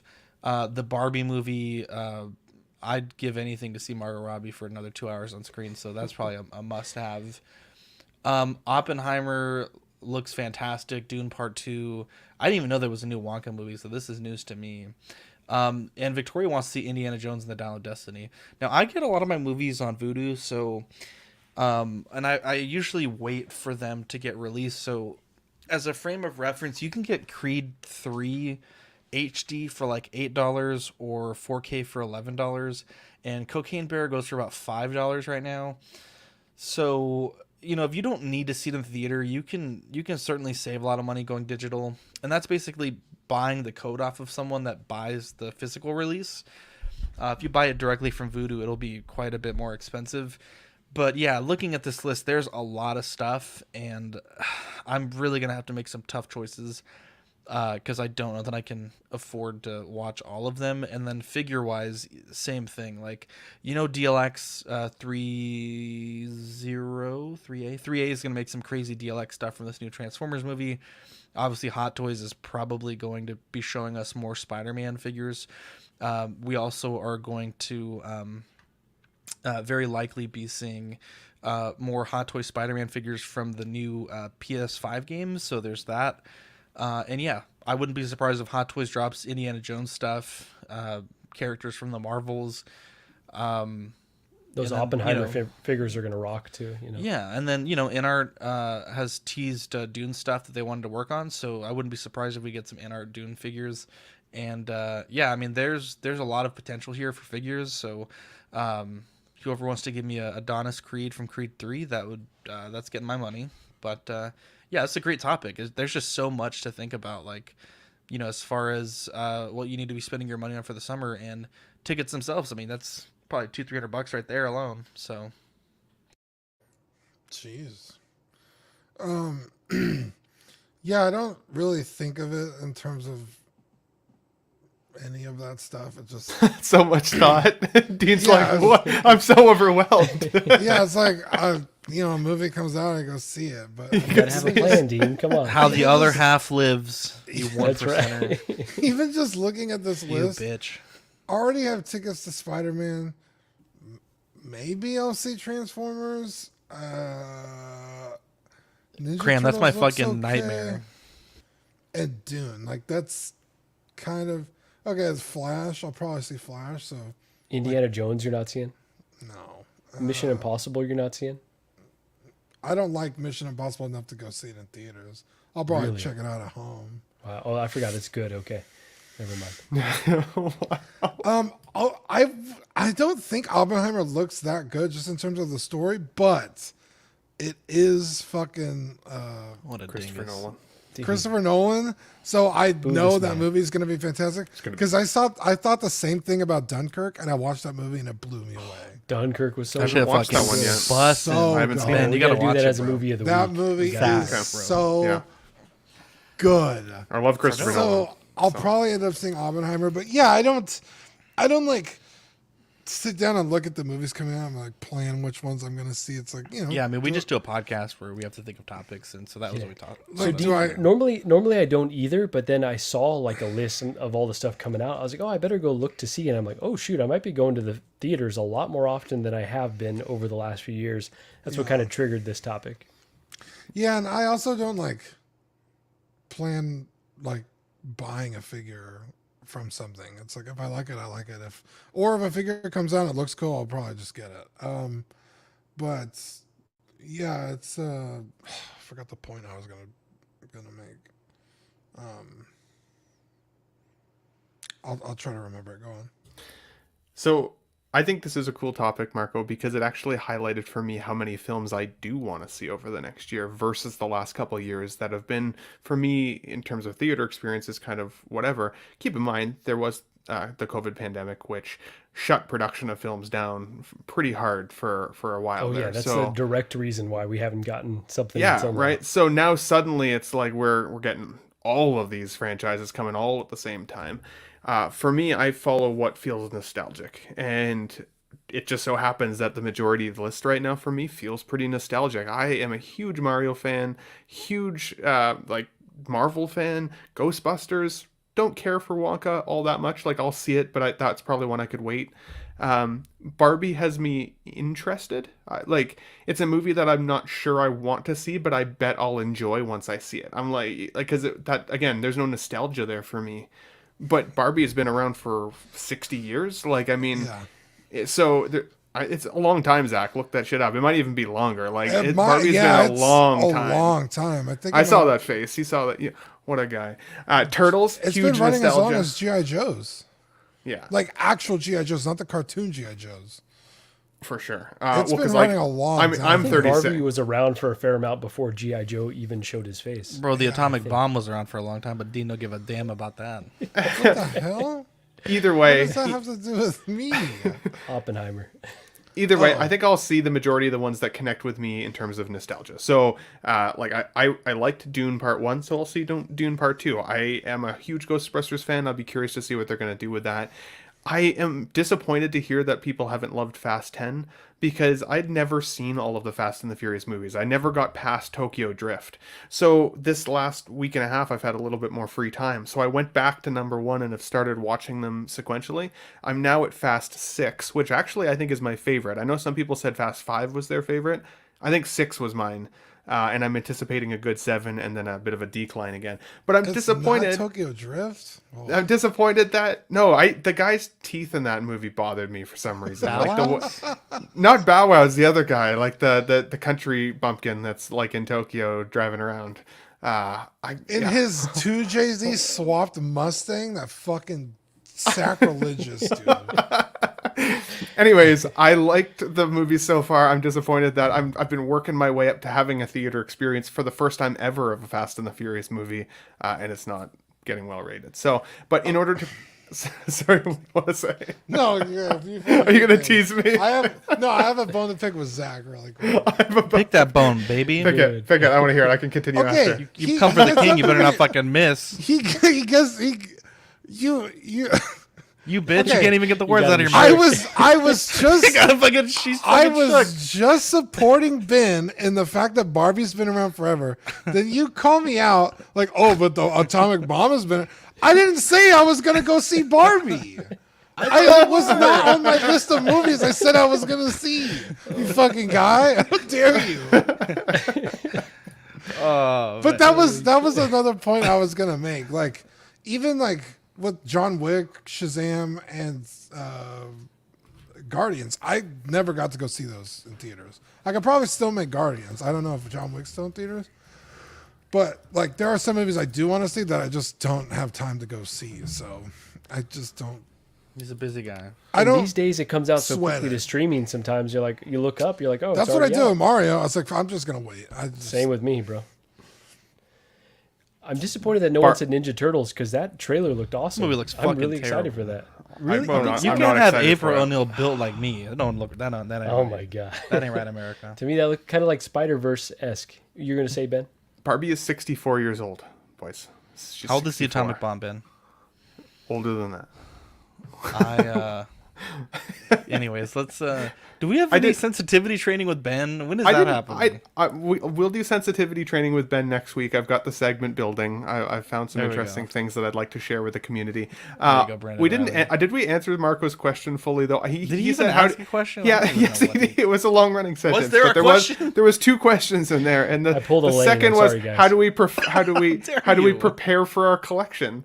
My short answer was going to be I honestly don't. I'm like Dean. If I like it, I'll buy it. If not, then I'll pass on it. Except if it's Batman, then there's a pretty good chance I'll end up buying it, and then I'll try and free up some There you space. go. There I'm you go. excited. That I'm was for actually you, sending Marco. Ben something for Engagement. his collection, and Marco's helping me with it. I'm really excited for it. So Ben, you're gonna get a pimp my collection. Going Is it like a 3D printed nut or something? Like It's a something like Baldo. Wow. I should 3D print you a nut. That actually is a great idea. Speaking of, we gotta for the Patreon, we gotta get a sticker. Here, I was thinking about this today, like a yin yang, but like one side is the Ben Thomas part of that, and the other side is the Marco part of that. So Love y'all figure that. that out. Y'all figure like that that. out. Because I'm not buying two stickers. That's really the reason why. cheap. 64-bit fix. Marco, tell us what we got here. So this nightmare. Dean's Gollum baby picture. game. What the fuck is going? Oh my god! You fucking canceled on me, bro. I'm Did fucking I s- pissed still. did I I'm fucking s- pissed still. You canceled okay. on me, Dean. Okay, that's fair. That's fair. Holy cow! So Lord of the Rings Gollum came out cross-platform, next generation. I think it was either the first or one of the first next generation games to be announced. So there was a lot of anticipation for this game. Lord of the Rings has had some really great luck in terms of games across many generations at this point. All the Shadow of War or Shadow of Mordor. Return of the PS2 King had was some. great. There you go. Return of the King was awesome. So this one I think folks were anticipating. It is getting destroyed. So we'll move on to what the developer has said, but I want to read the IGN review. And the reason I read IGN is because people pan them for being overly positive. And so they gave it 4 stars or 4 out of 10 and said, Lord of the Rings Gollum is filled with dull stealth, bad platforming, and pointless story, and does little to justify why anyone should take the time to play it. Pretty much, just destroyed this thing. So they're not alone. I think everything that I've seen or heard, folks are really saying this game, shouldn't exist. It's just one of my Go ahead, favorite go ahead. comments was because a lot of this game takes place in when Gollum is imprisoned in Barad-dûr, and one of the reviews is like, to be fair, I've been in prison and it wasn't that fun either. So 10 out of 10 for accuracy. Yeah, so this game is getting panned. So I'll go ahead and read this statement here. So the developer on Twitter released a statement, and just real quick before I read this, part of the reason that people didn't, in addition to the game just being terrible, there was a additional DLC that you could buy for it's called the Precious version of the game, and it had lore accurate Elvish voiceover, so you had to pay extra for that. And then it also had a lore guide, which Tolkien lore is some of the most thought out and well respected and it's not like some of the older Star Wars lore where there's a lot of like, or even the current one, there's a lot of like inconsistencies. Like it's very like thought out, right? And so a lot of the lore, a lot of people think might be AI generated, like the way that the sentence structure is, and they've put some of the lore into different like checkers that have come up with it likely being AI generated. And so they said, dear players, we would like to sincerely apologize for the underwhelming experience many of you have had with Lord of the Rings Gollum upon its release. We acknowledge and deeply regret that the game did not meet the expectations we set for ourselves or for our dedicated community. Please accept our sincere apologies for any disappointment this may have caused. Our goal as the studio and as passionate Lord of the Rings fan has always been to tell a compelling and immersive story-driven adventure. Crafting a story with Middle-earth as our playground has been the greatest honor and the biggest challenge we have faced so far. At Daedalic. Thank you. We understand that a game's success relies on the enjoyment and satisfaction of our players. We genuinely value your feedback and have been actively listening to your voices, reading your comments, and analyzing the constructive criticism your suggestions have provided. Our development team has been working diligently to address the bugs and technical issues many of you experience. We are committed to providing you with patches that will allow you to enjoy the game to its fullest potential. We apologize for the inconvenience caused, and we appreciate you understanding during this time. We will continue to keep you updated on the progress and provide transparent communication regarding upcoming patches and improvements. Your passion and dedication as players have been the driving force behind our determination to make things right. And I think that, Dean, that's the vibe I get from a lot of developers these days. We saw it with Cyberpunk. We saw it with Space? No, thank you. And for what it's worth, those games have turned out beautifully after all the extra work has been done. But it doesn't even seem like this Gollum game really has anything going for it. Like, at least No Man's Sky, when it was broken, it still looked beautiful. At least Cyberpunk, when it was running and you could get it to run, beautiful game. Decent gameplay on it. It's like literally no part of this game is fun, is enjoyable, looks good. I think the only thing that people are giving genuine praise to is the sound design of the special effects, or the sound effects rather, and some of the music. A lot of the reviewers rather that I looked like a compilation of different reviews. There were many of them that said we literally can't even play this game. Like, it is not necessarily unplayable, but it's just like it's just so broken of a game that we cannot give this a genuine score. I heard essentially a 0 out of 0. One tale where there was some type of hair shader, so if you wanted Gollum's hair to move, you turn it on, it just completely broke the game. Yeah, so something that maybe wasn't designed for all platforms that they included accidentally and other SKUs. Yeah. That's another problem with this game. Like Zach said, it's not particularly gorgeous. Like, the graphics aren't super. I would say like late era PS2 at best. Yeah, but if you want to play this on a PC, the minimum requirements are ridiculous. I like to think my computer is pretty good. I have a 3060. I could probably use a little bit more RAM. I can't run this game at minimum settings with a 3060. You need like a minimum 3080. It's like, so just why? 50 Super probably. Which is a right. Yeah, and it's like, why? What?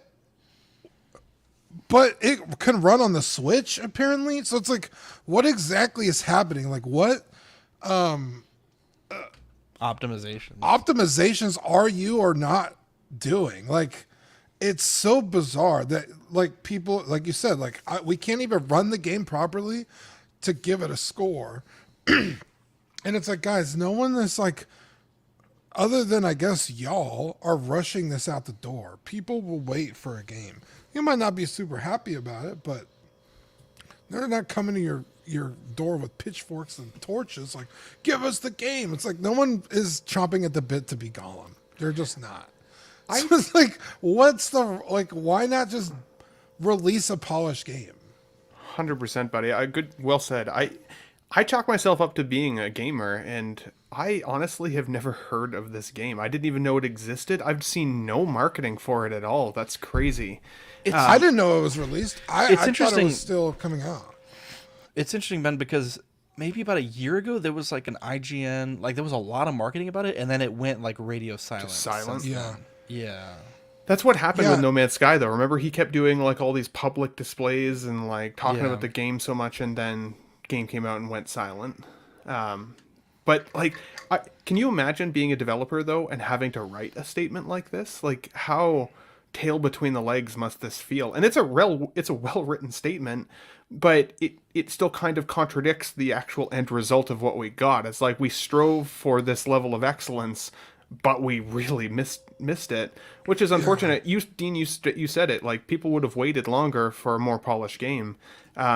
They could have probably taken more time. I'm not, like, I would not claim to be as much of a Lord of the Rings fans as other folks, for sure. But as I said, the fact that I haven't even heard of this at this point blows me away. Like, they could have kept it in the oven for longer and then marketed it better again to get people hyped up. Apparently, it's the first a lot of the chat is hearing about it. This was like advertised as like a AAA game, like a game that, I mean, the Tolkien estate doesn't just hand out this license. Like, you have to really prove that you're going to do right by it, and you know, by all indications, they really haven't. How did Asmus get the license then? No, just How joking. fucking dare you? How fucking dare you? But I think this highlights a point where don't pre-order video games if you can help it. Don't pre-order a video game because it's likely going to come out with a lot of bugs. Even if it's going to ultimately be a good game, you probably give it a bit of time to bake. So if you can avoid that, just wait for them to drop, wait for them to marinate a bit more. I like this segment, Marco. This is a good segment. Thanks, I like bro. talking about video games. Looking And forward for you guys, you know, doing your segments. Sensitivity next week. Viper announced that for the last 3 weeks. Absolute. Erwin says Viper announced it. Ben tisk tisk. I should have listened. I just didn't understand. My 3D printing woes continued well into the weekend, and I was at the point I was spending 2 or 3 hours a night trying to figure out what was going on. I got it printing somewhat good, and then it just started, and I was like, okay, like great, like I'm gonna put in the brand new filament, like, you know, I've got the brand new print bed, and it just did terrible stuff. And I know on this show I do get after you guys sometimes. I don't want to say get after because it's not like a school teacher, but sometimes like I'll stop the show to like do a fact check right mid show, because I always want us to be giving accurate information, right?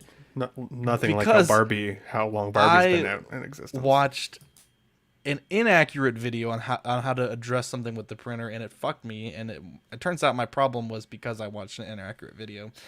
So the problem that I had, it was 3 problems. The 2 screws on the top of the hot end, you can see them here. When I turned the printer over and when I was torquing the nozzle to fix the clog, those had become loose, so I needed to tighten those. What was happening is as my nozzle was moving across the print bed, it was rotating just a little bit. So there's that. The Z-rod, this big rod here, had a bunch of shit on it that I needed to clean off, and it was causing the printer to like jump steps because it is a very small, like, you're going like 0.5 millimeters at a time. And then the last part, the part that this dumb idiot told me wrong. So on the top of the printer, this is a bad photo, but there's a screw here that holds this blue cap into the heating block. And what the guy said in his video was to push this tube all the way down while this was half unscrewed, a full turn, and then to screw it in. And I kept doing that, and I kept getting blockages, and I couldn't understand why. And so the correct procedure is to unscrew the nozzle a full turn and then push that in while this is screwed down all the way. And then when you screw the nozzle, it'll grab that blue tube and push it, like, basically so there's no space between the nozzle and the block. And this is like a better example of it here. So you need these to be married almost perfectly. And so, yeah, the idiot dingus that told me to unscrew this doesn't actually seat it further down. And that was my problem. So I fixed it. I'm back to printing. I ran like a few fun prints. I ran some hex prints, and I'm also this was just like a fun print, but you know, it was important because I was having trouble with certain areas of the bed, and then I was like, you know what, I'm going to just do a fun print because I have been just printing basically for Zach's Wonderland. So I made this little baby lamp. It's a 3-part lamp for the new baby. and you put an LED strip in there, and it like projects shapes onto the wall. It's pretty fun. Although the projection isn't super great, but yeah, I got it working, and it was funny. I don't know if it was funny, but I ended up buying a second printer because I was worried I wasn't going to get this first one to work. So now I have 2 printers, so I can double my efforts for printing. How dare you, Thor? And yeah, so for Zach's Wonderland, as part of the Patreon stickers, we got some. Sticker Mule has a new line of, they call it crystal glitter stickers, so they'll be like ultra shiny stickers. So we'll be giving these away in the July package, or the August package rather. But yeah, it's time for Hot Seat. Let's see, was we on the private chat? Yeah, I gotta figure that out, what you guys are talking about. Badfish says, I ordered something from Zach's Wonderland months ago. They said it's shipping and tracking number hasn't come up, and it's been 5 days. How dare you? That's hearsay, Badfish. How dare you? That sounds like Toys Wonderland.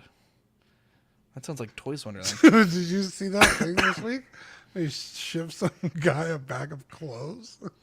Wait, what? Toys Wonderland shipped somebody a bag of clothes. Yeah, it was like, instead of a figure in the box, it was like bags of clothing. It felt like a troll post, honestly. That was too Was it? unbelievable. I don't know that it was, but it felt that way. It was too wild. With his emails like, hey, where the F is my figure? I got this, like these headbands. Crazy. If you're out there, guy, let us know if that actually happened.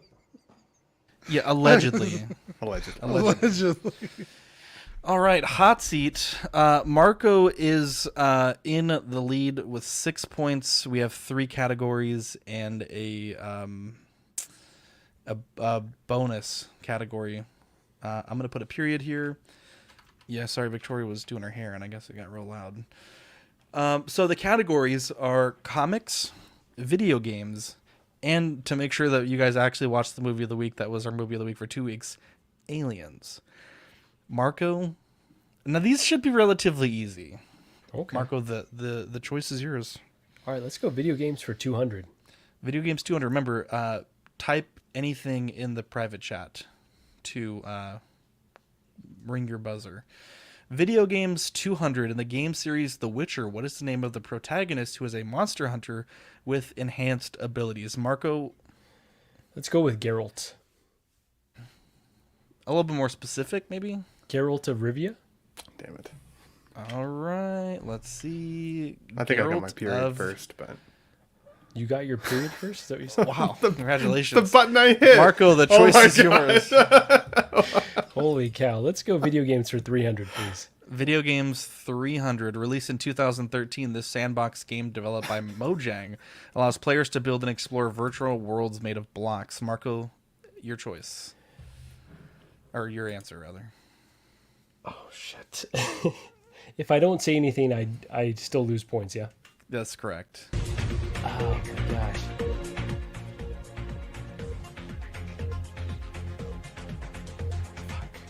What is Roblox? That's not it, though. That is incorrect.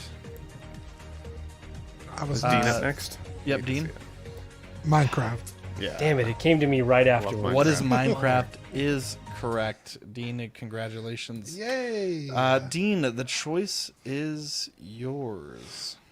Lights were too bright. Yeah, by the way, don't hit the button if you don't know, if you're not ready to answer. In my mind, I Stops was the like, whole okay, show. I know what this is, and I just couldn't think of Minecraft. Comics 400? Comics for 400. Which comic book series created by Neil Gaiman follows the adventures of Morpheus, the Lord of Dreams? Oh. Marco, you have chimed in. Sandman. That is correct. Marco back on top with 900 points. Marco, the Cool choice is Netflix yours. show. Heck yeah, I still need to watch it, actually. Let's go video games for 100. Video games for 100. Thank you, Dean. In the game Super Mario Brothers, what is the name of the princess that Mario constantly rescues from the villain Bowser? Marco. Peach. That is correct. Could Marco, also the say choice Daisy. is yours. Nice, okay. Let's go video games for 400, please.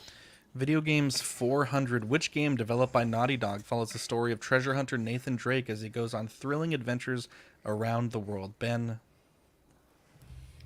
Fuck, I actually just... Oh my god. See what happened to me, Ben? Yeah. Minecraft. Oh my god. I've played all Uncharted. Damn it.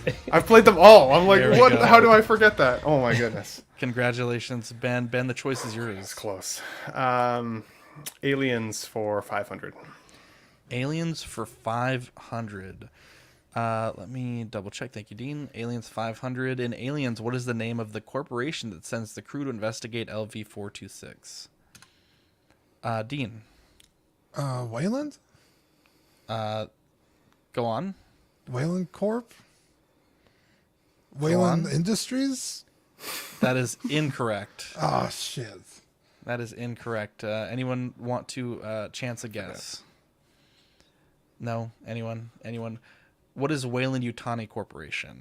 Wayland Yutani. Okay. That was really close, though. That was a good guess. It's a good half points. That was, Ben, that was your choice for 500? Yeah. Okay, your choice is yours again. Video games for 500. Video games for 500. The popular Battle Royale game developed by Epic Games features a map called The Island and involves 100 players fighting to be the last one standing. Dean, the choice is yours. Fortnite? What is Fortnite? That is correct. Dean, go ahead. Aliens 400. Aliens 400. What type of armored exoskeleton is used by Ripley in the climactic battle with the alien queen in Aliens? Looks like, Dean, the choice is yours. Powerlifter? That is correct. Dean on the board. No, he said power lifter. Oh, I would have given it loader. I would give you lifter. I'll give you lifter. Oh, I don't know. What do you guys think, Chad? I feel like that needs to be reviewed. Tough. That's Well, I tough. got half of the other one wrong. Hang on. Okay. He said power lifter. Hang I on. don't know. Let me look here. This isn't a gym, all right? Let's ask the chat. Hang on, we got a flag on the field. I feel like I got the VRR. Wayland one correct, but I still got it wrong. That's a fit. Well, no, it's not Wayland. It's Wayland Yutani. Okay, so let's see here. You just blew your load. The P5000 powered work loader, commonly referred to as the power loader, is a mechanized exoskeleton used for lifting heavy materials. I feel like it's... Give him half the points. Half the points. I think that's fair. I'm I willing think to that's give fair. half. I think that's fair. Because you think showed that's the fair, answer. Dean? I would have. I feel like Marco and I might have got that right. Okay, we'll do half I'm the just points. going to say... You got, Zach that's two gave it half to me answers. immediately, which means even he was Okay, confused. That's because that's To a be biased fair- friendship right there. Okay? No. In my head, I was willing to accept both, but I thought it was powered lifter. So let me be a little less quick on the space bar. Dean, the choice is yours. Comics 500. Comics 500. This anti-hero created by Mike Mignola is a demon who works as a paranormal investigator and protects the world from supernatural threats. Thank you, Dean, for the space. We'll give this a few seconds to marinate here. They themselves are a demon? Constantine? That is incorrect. That's what I was going to say. But I was like, I don't think he's a demon. No. 5, 4, 3, 2, 1. Oh. Dean, you did chime in. I think I know now that you. Oh my god! I didn't even see Mike all know. Mignola. Wait, Dean, you chimed in. So what's your? I answer? know. I fucked up. I don't know. I honestly have no idea. Just guess. I mean, you got like 10 more seconds to guess. A demon who works as a paranormal investigator and protects the world from supernatural threats. Give you about 5 more seconds. Can I go again? I honestly I couldn't venture a guess. Marco. Hellboy. That is correct. Let's Marco go. with Hellboy. Yeah, I was. Good job, Mark. I completely didn't read the author, and I was like, demon. I was Dean, like, you I lost guess your Spawn? 500 points. Yeah, that's fine. Marco, the pick is yours. We got comics for 1, 2, and 300, and aliens for 1, 2, and 300. Let's go comics for 100. Comics for 100. In the Marvel Cinematic Universe, what is the real name of the character who becomes a superhero known as Captain America? Dean the Dream Martin. Steve Rogers. That is correct. Nice. 350 on the board. Dean, the choice is yours. It's Steve Rogers. You're on mute, Dean. Comics 300. It's close. Comics Let's give him half the points 300. again. What color was Iron Man's original armor? Dean. Silver. Or gray? Yeah, silver gray. It's hard to tell from the It's art. metal. It's metal. This seems Yeah, a little silver. rigged out. So you guys you guys are paying each other in the back room or something going on. That's bullshit. You're in Silver the back gray. room. Gray is not the same color. Like, no, Silver and gray are. they are not the same. On color. a comic panel, though. It's a metallic. It's made of metal, so You are metal's an not artiste. gray either. Sean Forster, we would have also accepted Heck Boy. Dean, the choice is yours. Comics 200. Comics 200. Which supervillain is the arch nemesis of Batman, known for his clown-like appearance and chaotic nature? Ben. The Joker. That The is comedian? correct. Ben, the choice is yours. Aliens for 100. Aliens for 100. Who directed the movie Aliens, released in 1986? Marco. Ridley Scott. That is incorrect. That was the first one. Idiot. Ben, you have chimed in. James Cameron. That is correct. Yes. Damn. James Cameron. I almost said Ben, Ridley the- Scott too. Actually, I would have Ben, said the that choice first. is yours. I got him transposed. Yeah. 200 aliens. Aliens for 200. Thank you, Dean. In Aliens, what type of creature is the primary antagonist that the characters encounter? Dean. The xenomorph. That is correct. Dean rallying like Bane. Aliens for 300. Dean, or I guess, yeah, space. In Aliens, what is the name of the young girl that Ripley forms a bond with on LV-426? I'll accept the nickname as well. I forgot. It's like my least favorite part of the movie. A week ago was a long time. 5, 4, 3, 2, 1, 0. Who is Newt or Rebecca Jordan? Newt. That puts us, if everyone can get a writing utensil and gentleman's agreement, no Google searches, no chat searches, nothing like that.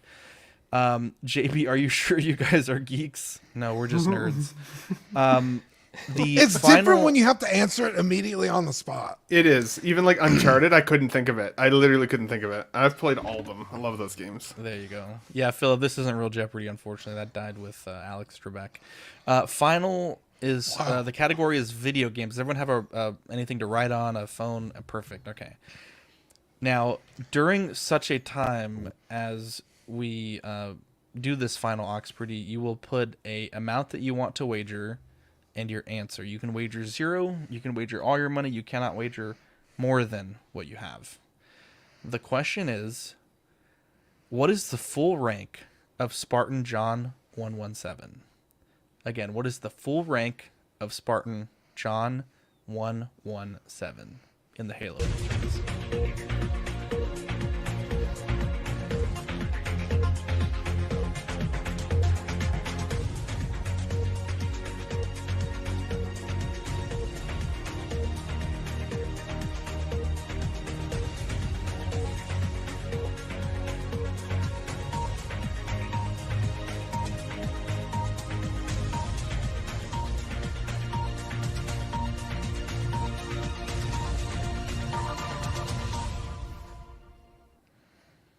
All right.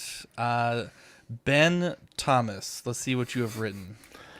I said 0 Captain Hot Lips. All right. 0 points for Ben. Marco, what have you written? I wrote 0 and I just put Commander Chief. Okay. Dean, what did you put? I've put all my eggs in the basket. Wager 850 Master Chief. That is incorrect. Dean, Oh my 0 god! points. Wait, what's the full rank? I guess The full rank is Master Chief Petty Officer. Oh my god. Master Chief. How I'm can surprised you you be a didn't. Master Chief and a petty officer? I'm surprised you didn't give that That's to him. the full He answered rank. half the answer. That That deserves is at so least half bitter. the points, doesn't it? Yeah, Isn't that the way rules that of we've this been- game? The way that we've been. How dare you? How dare you? Oh, man. You I was fucking like, guy. I'm gonna Master Chief lose is still better than anyway, Captain so- Hot Lips. Like, Oh, I hate you guys. I don't know. Yeah, Master Chief Petty Officer. It's actually a real rank in the Navies. It's an E9. Yeah, well, I'm petty right now. Yeah, Marco, congratulations. Let's go. Can he stop winning? All he does is win. That's like 3 in a row. Our movie of the week is Aliens. Motherfuckers made more money on the show than me. Jesus Christ. I'm actually saving them all up for a special favor when I get to OxCon, so I'll tell you There you about go. it backstage. After floating You in can't space afford it. for 57 years, Lieutenant Ripley shuttle was found by a deep space salvage team. Upon arriving at LV-426, the Marines find only one survivor, a 9-year-old girl named Newt. But even these battle-hardened Marines with all the latest weaponry are no match for the hundreds of aliens that have invaded the colony. Raw Line Studio, why did they give him a naval rank when he wasn't in the Navy or the Coast Guard? And first off, hello, love the channel, love the art. I want to say that's a great question, but I think he is a part of the Earth's like UNSC. It is a naval military structure. It's just all of the Earth's militaries combined into In that. space. In space. I would have also accepted Space Chief Space Petty Officer. Navy. This is one of those movies. It's rare, right? Like The Godfather 2, Terminator 2, that the first movie is so amazing, and then the second one is just somehow just a little bit better. And I think James Cameron, the directing in this film is fantastic. So many wonderful characters: Hicks, Ripley, Bishop, Newt. One of my favorite characters is the female pilot for the dropship. She's just so fucking badass. Like just, landing on the planet. Like, we're about to get some chop. Super cool character. I think it's a perfect film. I think it's fantastic. I think it's great that we're finally starting to see some type of 1/6 scale company doing an Aliens figure. The Present Toys, obviously. But yeah, this is a fantastic film. I had rewatched it a few days before last week's episode, or excuse me, the week before last episode. And I was like, man, if the boys haven't seen this in a while, I want them to see it. I want to hear what they think about it. But yeah, a great film. Obviously, some iconic scenes: the power lifter, the power loader, however you may call it, versus the alien queen. That you kind of set up with these guys and you're like, damn, like they're going to fuck these aliens up. And as soon as they get there, it's like, well, all this cool tech and gear that you have, you actually can't use any of it because of where you're at. And it just completely upends like what you perceive this sort of force will do to these aliens. And yeah, Sean Forster, she flew the friendly skies. Loved her part. Yeah, this is a fantastic film. And, like I said, it's one of the greatest sequels of all time. Cements Sigourney Weaver as one of the best heroines in film. And yeah. Bob Dylan, here's a fun Easter egg. The rank of Master Chief comes with a yearly salary of $117,000 a year, like John 117.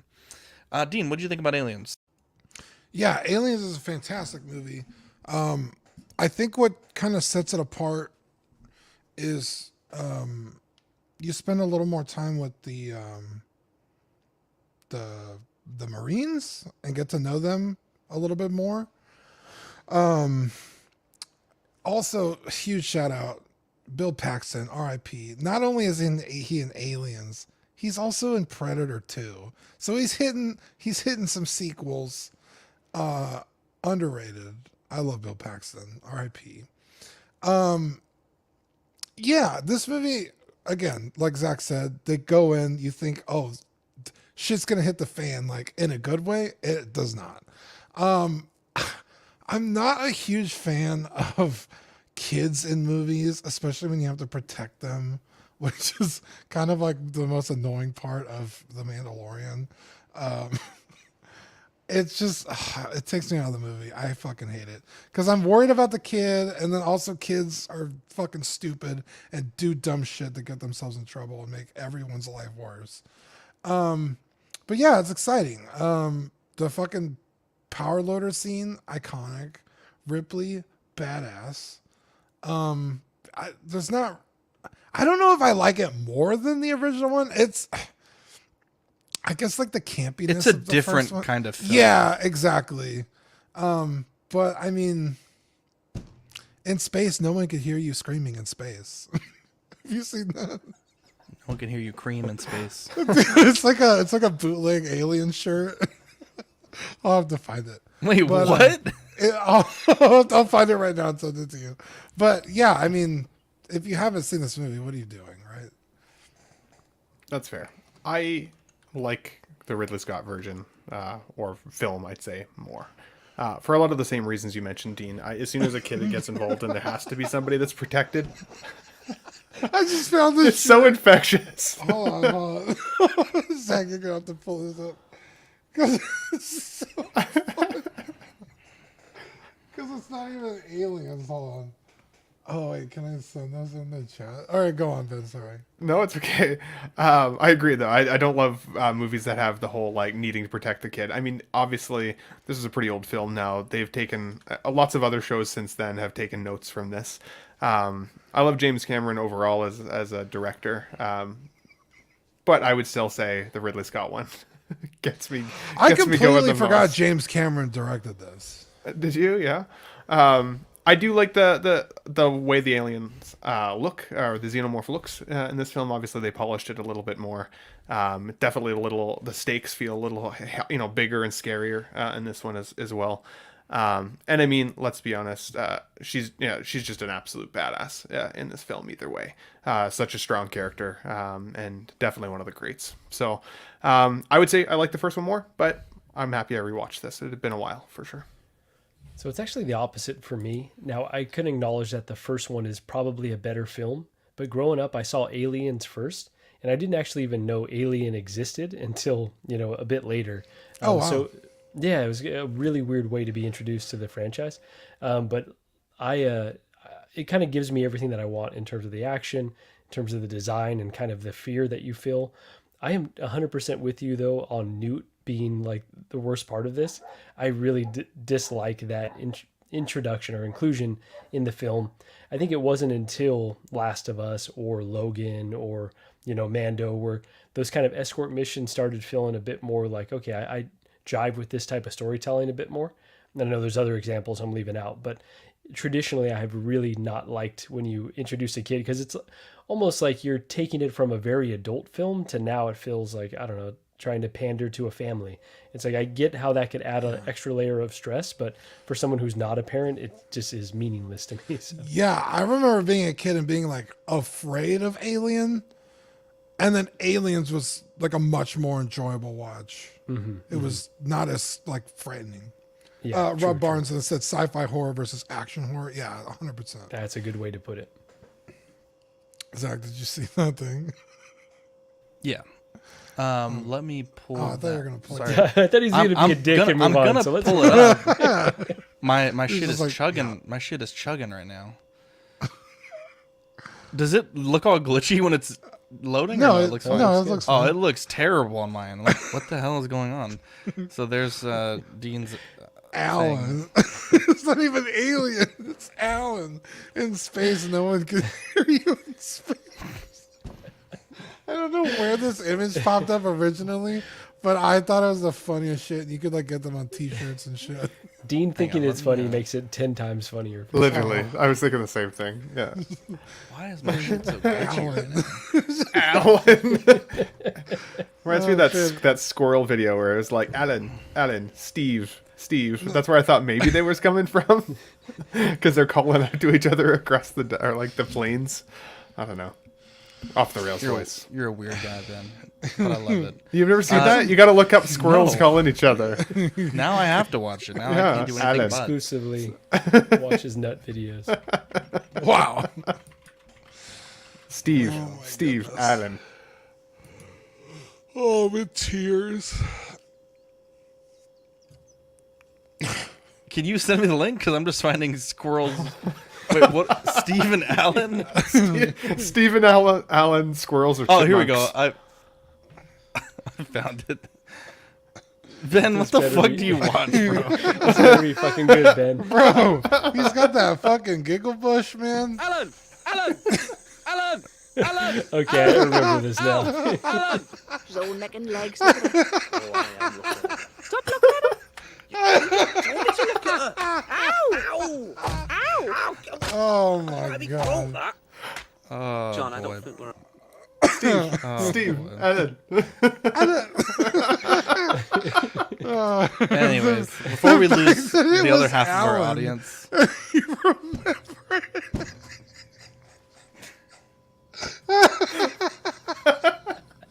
Oh my god. Oh my goodness. Oh, my face hurts. Yeah, I know. Holy shit. Yeah. Dean, can we say thank you to these pillars here? Yeah, the 3 pillars.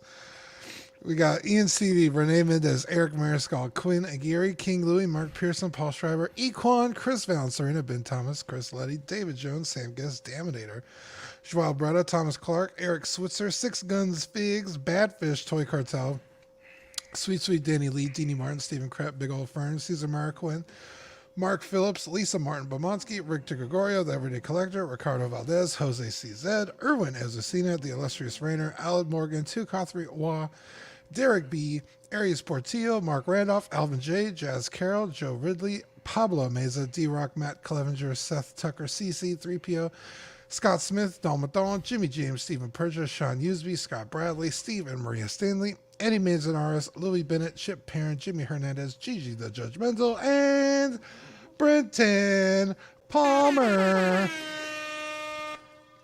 What a bunch of angels. Absolute angels. The May-June Patreon benefits going out at the end of this month. The Question of the Week sticker and the Spiderverse sticker sheet. We have 4 different tiers for Patreon. The $5 tier is the digital benefits, $7.50 for the sticker sent straight to your door, and access to Onyx After Dark replay. The $15 certified crispy certificate and figure fix assistance, and the $25 What a Guy tier for doubles of all the stickers we send and the Pog Deluxe set.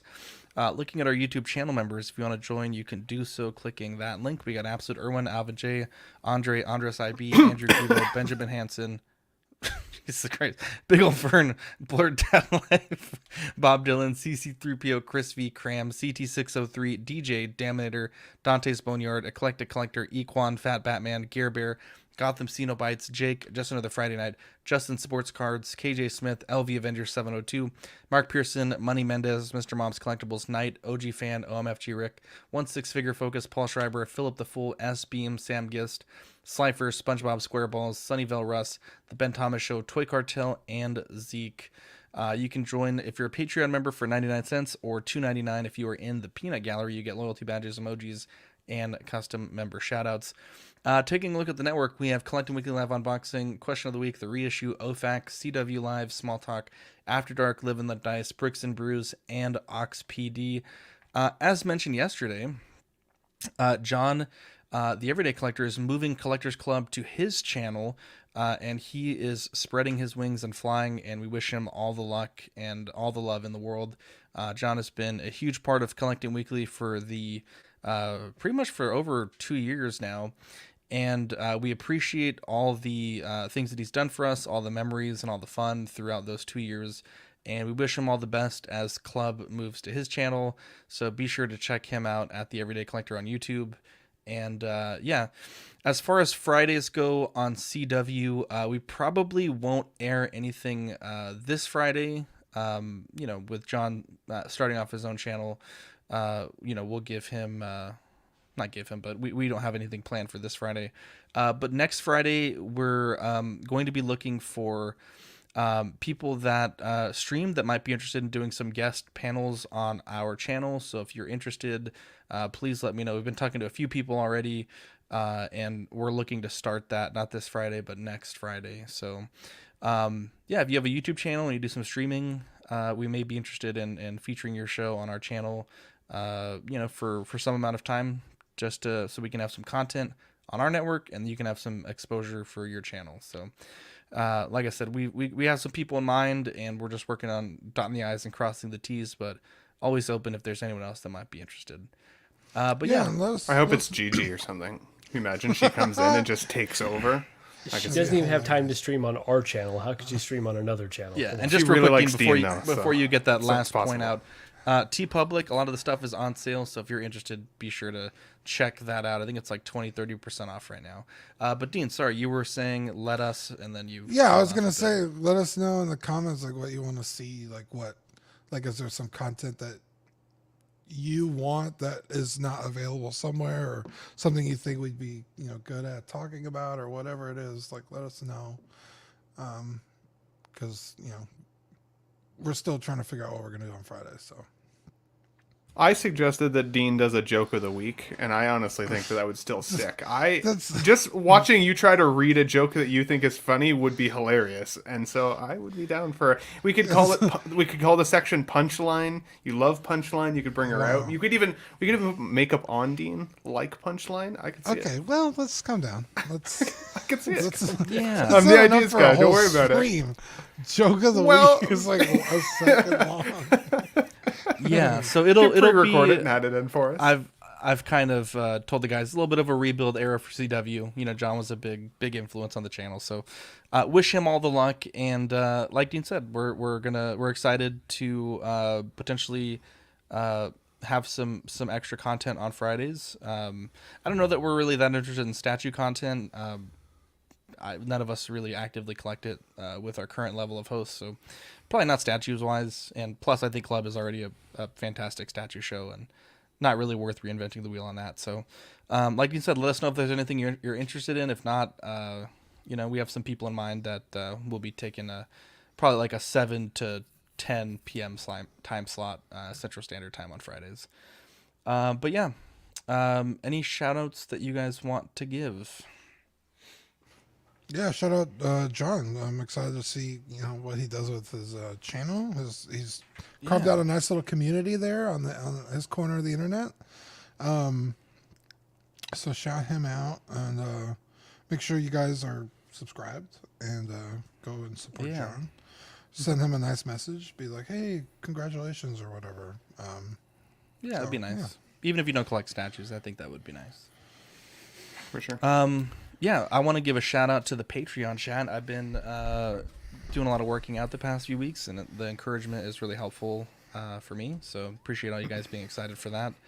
And shout out to the people in the Zach's Wonderland chat. I know the past few weeks with with being sick and the printer stuff, it hasn't been particularly fun, and I've been trying to catch up on orders. So appreciate no one busting my balls too much about it, but I have literally like a whole stack of things that are printed that just need paint, and I will be working my way through that. Here's a look here. We got some clone pauldrons. I actually have another 2 I need to paint. These are 501st. Nice, dude. I have 1/6 and 1/12 arc pistols for Fordo. So there's 1/6, 1/12. I think those look pretty great.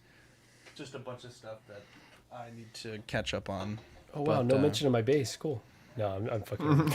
Oh, I do need to actually I need to look at that. No Send me the rush link whatsoever. again. Send me the link again. I will. totally forgot about that. But yeah, shout out to everyone in both chats for keeping me motivated on both of those things, because it's been a little bit of a frustrating few weeks. For sure. Shout out to Pete, the lovely Pete from OFAC over at Collecting Weekly there as well. Pete's been pretty much a consistent regular for me on my Sunday live show of Let's Get Nuts. It's been a great show. I've seen, all of you guys have been able to make it on at least once. Pete's been there pretty much for me every single week. And he's become kind of a show regular. So if you guys have missed that episode, this last episode we had on Sunday at 3 o'clock was awesome. So go over to the Ben Thomas Show, check out Let's Get Nuts, and see if we can get it trending a little bit between the community, because we're proud of it and it's fun. And it gives me something to chat about on Sundays with the guys. So hell yeah. Thank you. Yeah, good work there, Ben. Always a fun show. Thanks, buddy. Always the fun nut. Marco, do you have any shout outs you want to give before we cut this one off? Nothing that I can think of, but a great show, boys. Had a good time. Hell yeah. Well, anyways, I love you guys. I'm excited for After Dark tomorrow at 10:30. And yeah, my name is Zach. I'm Dean. I'm Marco. And I'm Ben. We'll catch you on the next episode. Bye.